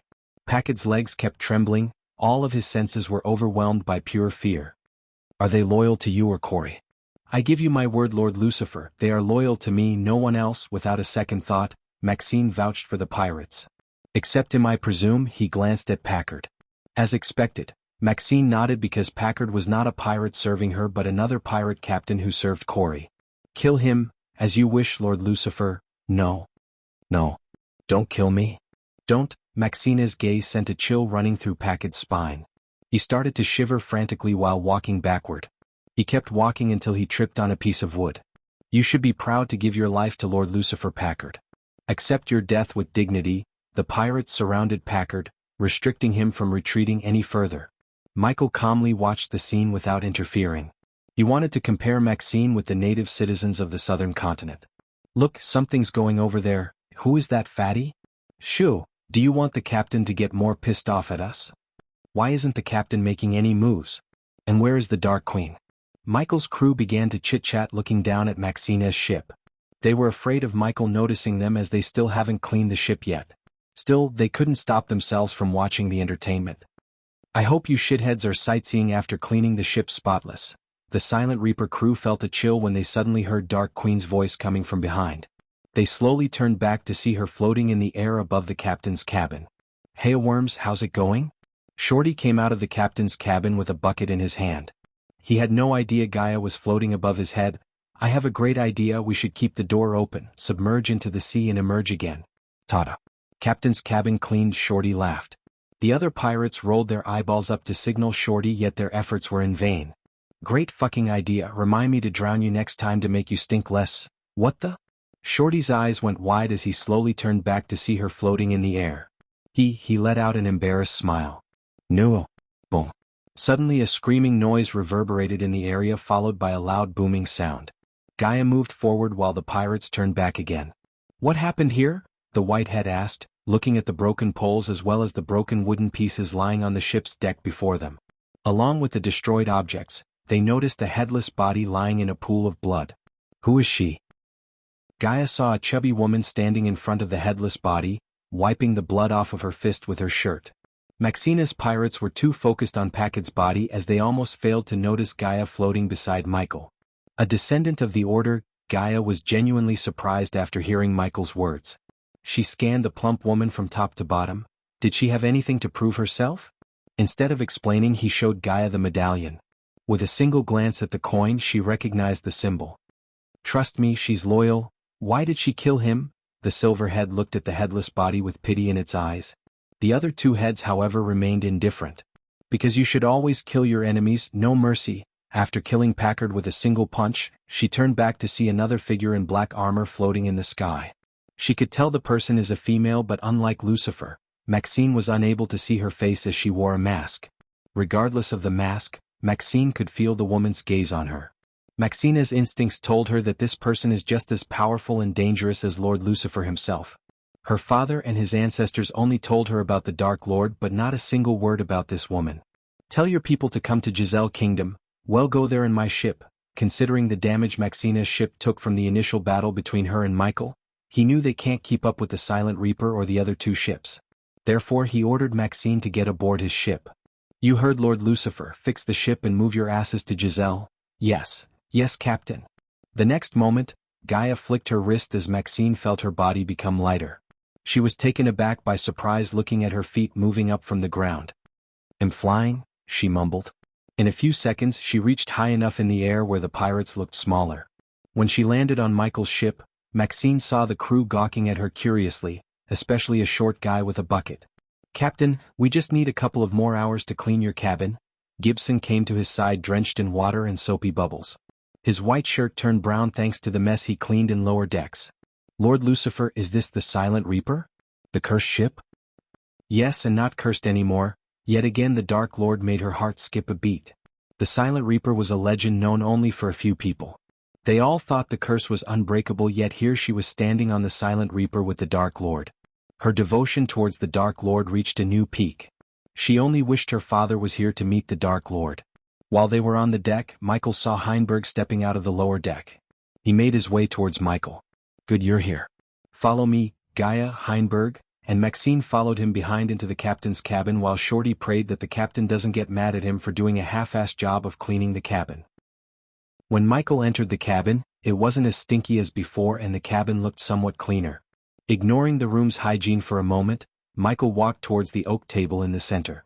Heinberg, tell me about Giselle. According to Heinberg, the kingdom of Giselle was a huge country with a population of almost 25,000 including races other than humans.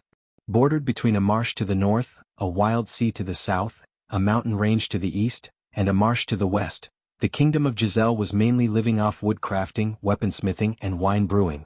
Giselle itself was mainly covered in mountains and has a warm climate, which has led to a freely spread population, despite the number of people, which meant most of them lived in small villages and islands. The kingdom's landscape was delicate. Green, open fields, sapphire lakes, and mellow rivers were just a sliver of the magnificence Giselle has to offer, which was why the country is cherished among foreigners. Heinberg told them that the citizens of Giselle, mainly the nobles, were selfish towards foreigners and tended to welcome them with irritation. Apparently they were thinking foreigners could inhibit the country's well-being. Giselle had moderate laws and law enforcement, which was fairly normal. The people were troubled due to the undead island and they had been asking the Senate to do something permanent. Giselle's army contained 3,000 soldiers including cavalry armed with bombs, shields, and swords. The infantry was also armed with various types of bombs such as smoke bombs, flash bombs. Other than the cavalry and infantry, Heinberg mentioned that the kingdom has two elite units, archers and Spartans. The archers were equipped with various types of arrows as well as different types of bows for different types of situations. This piqued Gaia's curiosity. She wanted to see what kind of bow they were using. The Spartans on the other hand were highly trained killing machines according to Heinberg. The kingdom only had 250 Spartans and they would only enter the battlefield as the last resort. The ranks were also filled with many other regiments, including allied soldiers as well as slave soldiers, including various charging units, units of war animals, several defensive units and many medical units. What about the naval army? How many warships do they have? 10 warships, only 10? Michael was confused. Lord Lucifer, this is because of the agreement between the senates and the pirate lords. Seeing Michael's confused look, Maxine explained, the agreement is a short one, to be honest. If a kingdom built more than 10 warships, the pirate lords view it as a sign of provocation and sent their fleet to plunder their cities until the kingdom submits. So you're saying the pirate lords can take over any kingdom with its naval power? Gaia asked. No, unless a kingdom gives a reason such as building more than 10 warships. The pirate lords don't interfere with a kingdom's business. That's why the kingdoms in the southern continent leave the pirates alone, so they will do the same in return. The merchant ships and some poor bastards are just fish food to keep the shark away from their borders. Besides, some kingdoms have armies powerful enough to take on a pirate lord. No one likes war, so there wasn't one in many decades. They all agreed with Maxine, although Michael could tell the peace between the kingdoms and the pirates was a delicate one. There will be one soon, Gaia shrugged, playing with the Hydra in her hand. Chapter 268. All right, the two of you should stay outside for the night. Only Heinberg understood the meaning of his words, considering he spent some time in the guest room on the lower deck. Heinberg saw nicer prisons than their guest room. He almost wished he received a knockout drug to lose consciousness like Logan and Jonah. Make yourself at home, Maxine. Home, Lord Lucifer. Her eyes welled up again. Even Gaia, who didn't have the system to show Maxina's loyalty level, could see the devotion in her eyes. With Maxine they took the first step in building a loyal army, a powerful loyal army. After Maxine exited the room, Michael looked around at his empty room. There were still some dust spots, cobwebs, and dirt on the walls as well as the floor, especially on the places where the book racks and statues were before. You know, Gaia slowly walked towards him, speaking in a husky voice. I wanted to show you something. She wrapped her hand around his chest. He could feel her hot breath near his ear. I have a bad feeling about this, the whitehead complained. When Michael turned to face her, they were stuck between them. Luckily for the Hydra, Gaia put them on the table beside her before wrapping her both arms around Michael's neck. Why don't we take your mask off? He pulled Gaia closer by her waist. His intentions were obvious at this point. She gently shook her head, while closing his lips with her fingers. Come with me. She wiggled herself out of his hold. Then she scooped off the Hydra from the table before walking towards the door as Michael followed her behind. When he opened the door, the first person standing outside was Gibson with a couple of pirates behind him. Maxine was lying on the ship's far end with the hat covering her face. By the looks of it, she seemed deep in sleep. I want my room spotless when I come back, as he said. He took off from the ship to the sky with Gaia. Looking at them fly gives me chills every time. Shorty looked up at them disappearing into the clouds. Until the pirates met Michael, they wished nothing but freedom from the curse. Now, after witnessing the cools they did, many including Shorty wanted to become cultivators. They would have asked them if it wasn't for Gibson. The old man warned them that if they want to become cultivators, they should first quit drinking like animals. He also said the captain will ask you to quit drinking first before starting training them. For many pirates, quitting drinking was a deal breaker. But not for Shorty. Where are you taking me? Michael broke his silence after flying higher and higher into the sky. Be patient, dear, she chuckled. Her focus was on flying higher. She could see the clouds getting closer and closer. While leading Michael to her destination, she failed to notice him slowing down. I like the view from here. Michael's gaze was fixed on Gaia's body. The beautiful moon or the sparkling stars didn't get his attention as much as she got. As far as he was concerned, he would be happier staring at her perfect hourglass structure than appreciating nature's beauty. Since he was too deeply focused on her body, he failed to notice the Hydra climbing on her body to reach her shoulders. He's checking out your butt. Not only the white head betrayed him, but it also stuck its tongue out to tease him. What? Gaia immediately turned back to see his eyes were on her instead of the beautiful night sky. When he first told her that he's liking the view, she really thought he was appreciating the night sky. Only now she realized that he was checking out her instead of enjoying what nature has to offer. Hey, don't blame me, it was you who chose to fly before me. He didn't act like he wasn't checking her out, instead he just spoke his mind. After all, they had both accepted each other as their better halves. Staring at each other like they were in a Mexican standoff, they flew past the clouds which spread across the blue sky like a blanket of snow. The moment they flew through the snow-like clouds, the vibrant light of the moon drew both their gazes like a magnet. Michael's jaw almost dropped, looking at the view in front of him. He felt like he was inside a painting. Millions of sparkling stars decorated the bluish sky like gems. The moonlight shone platinum gold amid the starlight heaven. The last couple of weeks were tense, especially to Michael. When he first came to this world, his goal was to use the system to get rich and powerful enough to enjoy his life to the fullest. Never in a million years had he thought someone put him in this world to save it. But he wasn't going to change into a complete good guy on a savior drug. No matter what, he wouldn't change his plans of ruling this world from the shadows, getting filthy rich and living a long life enjoying everything this world has to offer. The moonlight calmed his mind by making him forget everything for a moment. Wow, even the Hydra was at a loss of words in front of Mother Nature's beauty. Come here, she looked divine in the moonlight. He just pulled her closer before locking his lips with hers. She ran her fingers through his shoulder-length hair, pulling him closer and closer. Right at this moment he didn't want anything else other than a lover's embrace. He savored her lips as well as this moment as much as he could. Don't mind us, we just close our eyes. Meanwhile back on the Elon continent, 6 elderly figures were seated around a round table. They looked like they were in their late exiting or early 70s. Have the Guardians or the church found the reason for what happened? One of the elderly people who was a man asked the others. They are still investigating. Apparently, only Elon and Azair are experiencing this issue. My contact in the Guardian said it's not permanent. That's good news. The tournament is in 3 weeks and we have yet to find a way to see someone's cultivation level. An old woman rubbed her temples. The wrinkles on her forehead increased due to recent complications. Well, until now, you just focus on the arch-energy radiation coming from someone to know their cultivation level. Who would have known that something would mask the radiation suddenly? Not only these old people who were responsible for organizing the 2 championship tournaments, but no one in the world knew that it was Michael who started this mess. When the hostile Hydra became mad, it let out a pulse that was hiding a cultivator's energy radiation. In other words, the cultivators lost their ability to perceive one's cultivation level just by looking at them. For anyone living in the southern continent, they felt the pulse as an earthquake, but for Elon and Azair, the pulse resulted in more than an earthquake.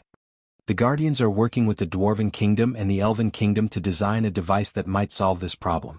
But since the competition is in 3 weeks, we might get just a rushed product. At this point, anything would do. Let the Guardians and the church handle it. If they can't, they should ask the Sky Hall. I heard the Guardians has someone whose sister is the Sky Hall's next holy maiden, Noah Winston. It's a pity that we can't let Guardians compete in the tournament, one of the old men said. He has the most potential to win the main tournament, an old lady with golden hair spoke. What about the 5-star alchemist of River Town? You mean Ghost?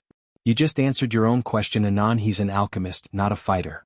This is a stage for big-time warriors who have trained themselves in combat arts for years. Honestly, I don't think he stands a chance. I agree with lovely Gilda here. There's a reason the Alchemist Guild has a tournament of their own. They are not fighters, they are just bookworms. Enough of your predictions, let's talk about the prizes for each championship. Another old man stopped their conversation as the old woman called Gilda said, About that, Gildra retrieved a parchment tied using a golden ribbon from her space ring before sliding it towards the old man who asked about the prizes. The old man picked up the parchment, opening it carefully. The others stared at him reading what's written on the parchment. His old eyes started to get wide. Except for Gildra who had already read the parchment, the others wondered what's on the parchment that made the old man Morgan react this way. Well, what is it? The old man put the parchment on the table before him. King of Bradia wants to offer Bradford Barony to the main championship tournament winner. Their eyes went wide in surprise. Not even once in the tournament's history did they offer something such as a barony as a final prize. Why in the hell would he do that? The same old man who commented about the Alchemy Guild asked. Well, there were rumors that Baron Totonk has gone mad after his daughter's death. This parchment seems to prove the rumors were indeed true. Why else would the king consider giving up the barony to someone else? Yeah, I heard about that nasty business. I just wish the Guardians and the church finds that Lucifer before someone else gets murdered. Even if the Baron went mad, what about his sons? The king can make one of Totonk's sons the next Baron? Something smell fishy indeed. The old man who read the parchment frowned. He was old enough to sense there's a scheme hatchery in the motion here. Chapter 269. Michael was standing on the helm deck, watching the sunrise at the horizon. The sun bloomed on the horizon, golden petals stretching ever outwards into the rich blue sky above the calm sea. It was the brilliant flower of the sky that warms the days. It was the invitation to a new day, that sunrise so ordinary yet extraordinary. He changed into his usual black attire, including a black long coat, a black shirt top 2 buttons open to show the chest cut, black trousers and black boots. He still wore the face mask to hide his real face, had rather be safe than sorry. The last night after spending an hour flying over the clouds, they returned back to the ship to oversee the pirates cleaning the ship. Even after almost 10 full hours of cleaning, the pirates were only able to clean a small portion of the entire ship. He guessed it would take at least 3 days to clean the ship to his liking. Since he supplied all the needed items to do the cleaning, he ordered them to clean the ship while he's spending his time in Giselle. He trusted Maxine would teach them a lesson if his crew tried to slack off. After sailing on the peaceful sea for another hour, the sun completely emerged from the horizon, lighting the land in the distance. The first thing that came to his view was a tall light tower painted in white with red lines at the top and bottom. The closer they got to the light tower, he could vaguely see the buildings, ship docks as well as merchant ships approaching the shore. "Kingdom of Giselle," he said under his breath. "That's the capital of Giselle." Lord Lucifer Heinberg came dragging the still unconscious bodies of Logan and Jonah. Krilta right. Michael remembered the city's name Heinberg mentioned earlier. The city of Krilta was built in the shadow of a dormant volcano located in the far north of Krilta. Through the ships docked at the docks and the somewhat tall buildings, he could vaguely see this dormant volcano in the distance. The volcano's upper parts seemed to have been covered by snow, which gave it a unique charm, masking the terror hiding within. The city's elegance was matched by the backdrop of grand forests which have helped shape the city into what it is today. Considering the volcanic soil contained minerals and various nutrients needed for pasture, the city thrived in farming, wine production, and was blessed with grand forests. The riches the volcano brought were of great importance, but it was also influential when it came to architectural designs, as the vast majority of buildings have been built with granite and travertine. In addition to these stones, marble was considered the ultimate epitome of beauty and power by Giselle as well as many other kingdoms. Compared to Elon, the southern continent kingdoms made the main construction of brick and mortar and lined them with marble slabs.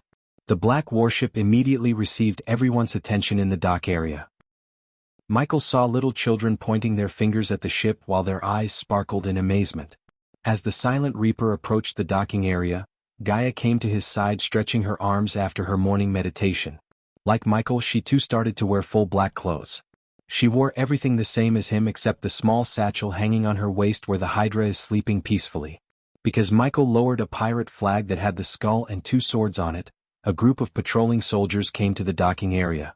Michael was not a historian, but he watched enough movies to recognize the soldiers as legionaries with one single look. The patrol unit contained 12 soldiers who held long pointy spears in their hands. They wore red knee-length woolen tunics as well as shin guards made out of leather. They didn't wear boots like the soldiers Michael had seen ever since he came to this world, but they wore sandals. Their torsos were vest-shaped armor with round plates covering their shoulders. Each soldier wore a helmet consisting of 2 flaps to protect their cheeks. In addition, the helm curled a little bit to protect the neck. Only the leading soldier's helmet was adorned with red plumes arranged in a crescent shape. Their thighs and arms were unprotected though. In simple words, they looked exactly like the legionary soldiers of ancient Rome.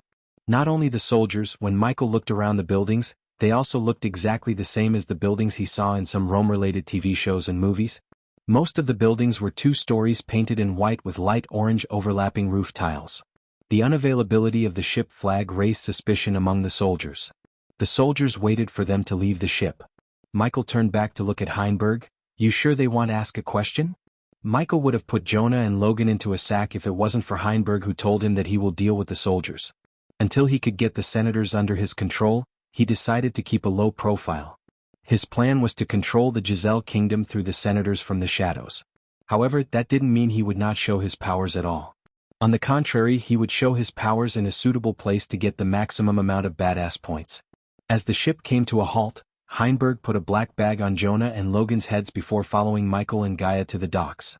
When Michael was walking down the plank, 3 types of people came into his view. The majority of the 3 were commoners who wore rather plain-looking clothes covering their full bodies.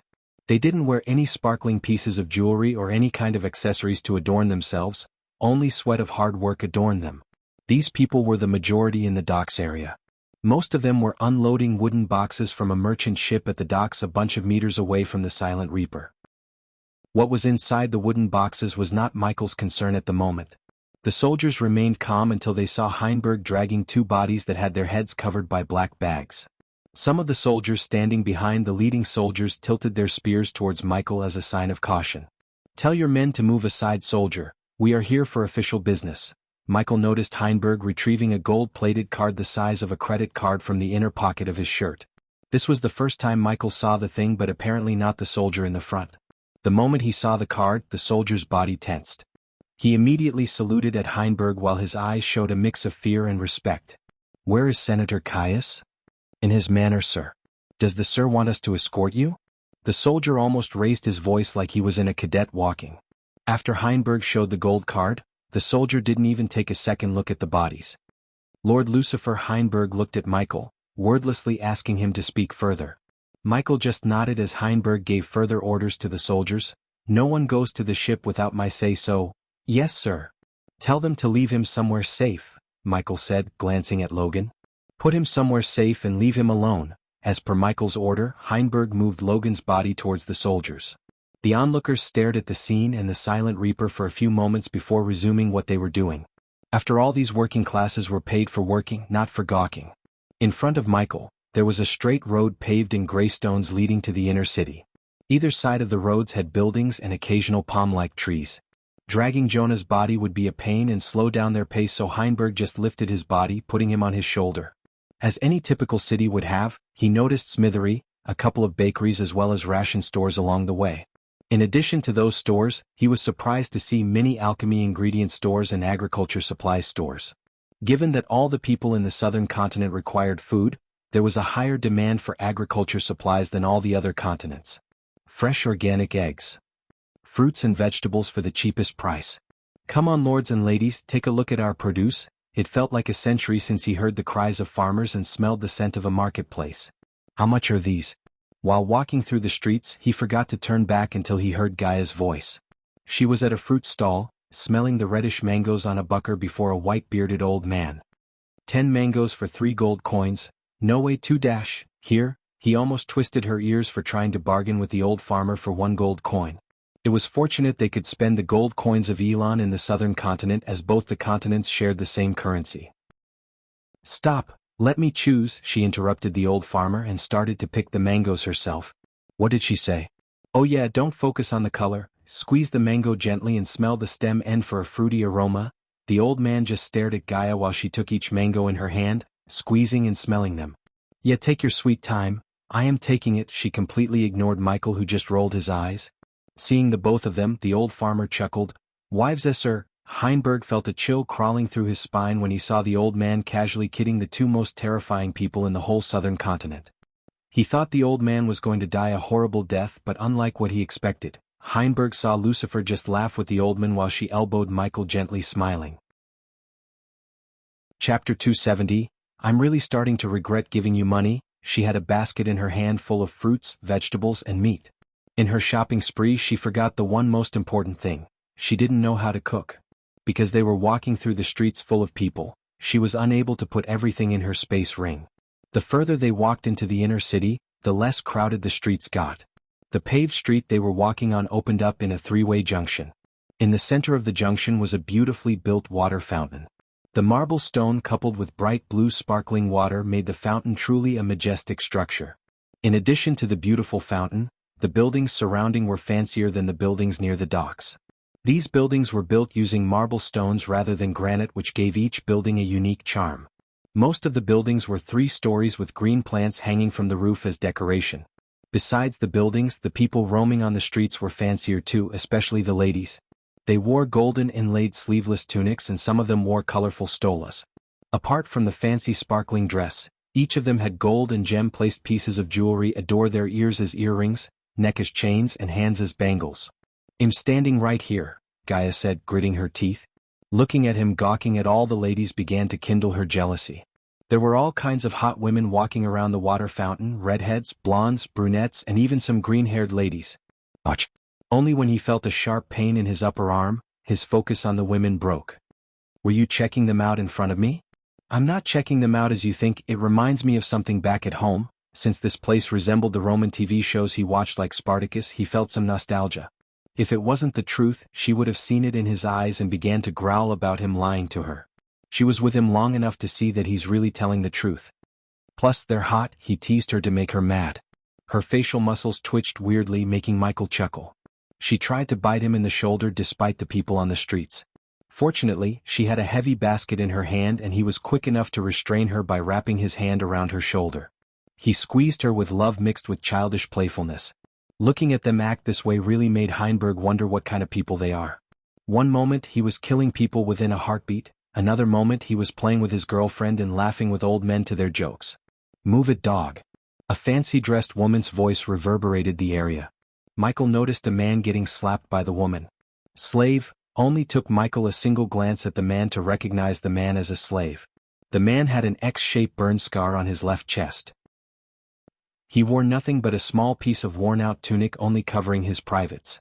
The woman kept beating the man with a stick like he was some kind of animal. The scene gave him major nostalgia because he spent years of his childhood working for arms dealers and drug dealers as a drug mule along with the other kids in the orphanage. They were slaves to those criminals, which was the reason Michael hated slavery to the core. Although he knew he can't clean the slavery off of the earth, he killed a fair share of slavers in the dark corners of the world. In this world, however, he could gain the power to completely wipe off slavery. This is not the time Gaia knew his hate towards the slavers. Except for the existence of the system, he shared everything with her as she did with him. Michael calmed himself with a couple of deep breaths. "Lead the way," he signaled Heinberg to lead the way as there were 2 roads across the water fountain. Heinberg nodded before taking the lead. Michael silently followed him behind while carefully noticing everything around him. He saw more and more slaves along the way. They all shared the same burn mark. He even saw some completely naked female slaves. The nobles who owned them had no sympathy whatsoever for the slaves, else they would have at least given them a piece of cloth to cover their privates. The slavery is worse than I thought. Gaia felt pity for the slaves. There was no life in the slaves' eyes. They walked behind the nobles like zombies. For the moment, Michael kept walking past them without lifting a finger. After a few more minutes of following Heinberg, an elegant mansion appeared in his view. From the outside, this mansion looked magnificent. It had been built with marble stones and had blue stone decorations. Small, half-rounded windows added to the overall style of the mansion and had been added to the house in a very asymmetric way. The building was shaped like a T. The 2 extensions extended into a covered patio reaching the end of that side of the house. The second floor was smaller than the first, which created a layered style of look in combination with the roof. This floor had a very different style than the floor below. The roof was flat and covered with brown wood shingles. 2 large chimneys sat at either side of the house. There were no windows on the roof. The mansion itself was surrounded by a gorgeous garden, including hanging grapevines, a couple of lion statues that spit water through its mouth, a pond, and many different flowers. Just like the legionary soldiers he saw at the docks, there were many groups of soldiers patrolling the mansion's surroundings. On top of the legionaries, he could see many soldiers who wore no armor but only briefs and long red capes. The long red cape, golden boots, and shield with the symbol V made it pretty obvious to Michael. "Are those Spartans?" Still Michael asked just to clarify. "Yes, they are, Lord Lucifer." Unlike the legionaries, the Spartans remained closer to the mansion entrance. "What are you waiting for? Go ahead," Gaia ordered Heinberg. The Spartans were an elite group of soldiers who only answered to the senators. Therefore, Heinberg's gold card meant nothing to the Spartans. Heinberg showed the gold card to the legionary soldiers while walking towards the mansion as the soldiers saluted at him before moving away from their path. "Stop." However, when they approached the front door, a Spartan warrior with dark brown hair and beard stopped them. The Spartan had a clear muscle definition. His face was covered by the helm, but Michael could see his brows frowning looking at the body on Heinberg's shoulder. The Spartan focused on the body as he didn't even take a glance at Michael or Gaia. "Who is it?" The Spartan didn't address Jonah as a body. It was obvious to Michael that the Spartan soldier saw enough dead bodies to differentiate a live one from a dead body. Heinberg turned his gaze towards Michael, waiting for him to open his mouth. "It's Senator Caius' son Jonah?" "Jonah?" The Spartan soldier let out a surprised shout. "Why is he unconscious?" "No matter," the Spartan soldier continued before looking at Michael and Gaia from top to bottom. "Spartans?" the Spartan soldier shouted as a couple of more Spartans came out of the house. "Search them before letting them in. He'll go see Senator Caius." The Spartan soldiers went inside as the other soldiers came to search the trio. Michael let the Spartan soldier search him without saying anything. After all, both Michael and Gaia had no weapons on them, but they kept their weapons in the space ring. Even though Gaia was a female, the Spartan soldier never crossed his line when searching for her. Michael nodded in approval inside, looking at their discipline. "You can't bring this inside," the Spartan soldier pointed at Gaia's basket. "And what's in that satchel?" She could leave the basket outside, but there was no way in hell she would show the Hydra to the outside world yet. She didn't even trust Maxine with the Hydra, or she would have left the little Hydra in the ship. "It's Senator Caius' package." Michael's words stopped the Spartan soldier from touching the satchel and probably ended up dead in her hands.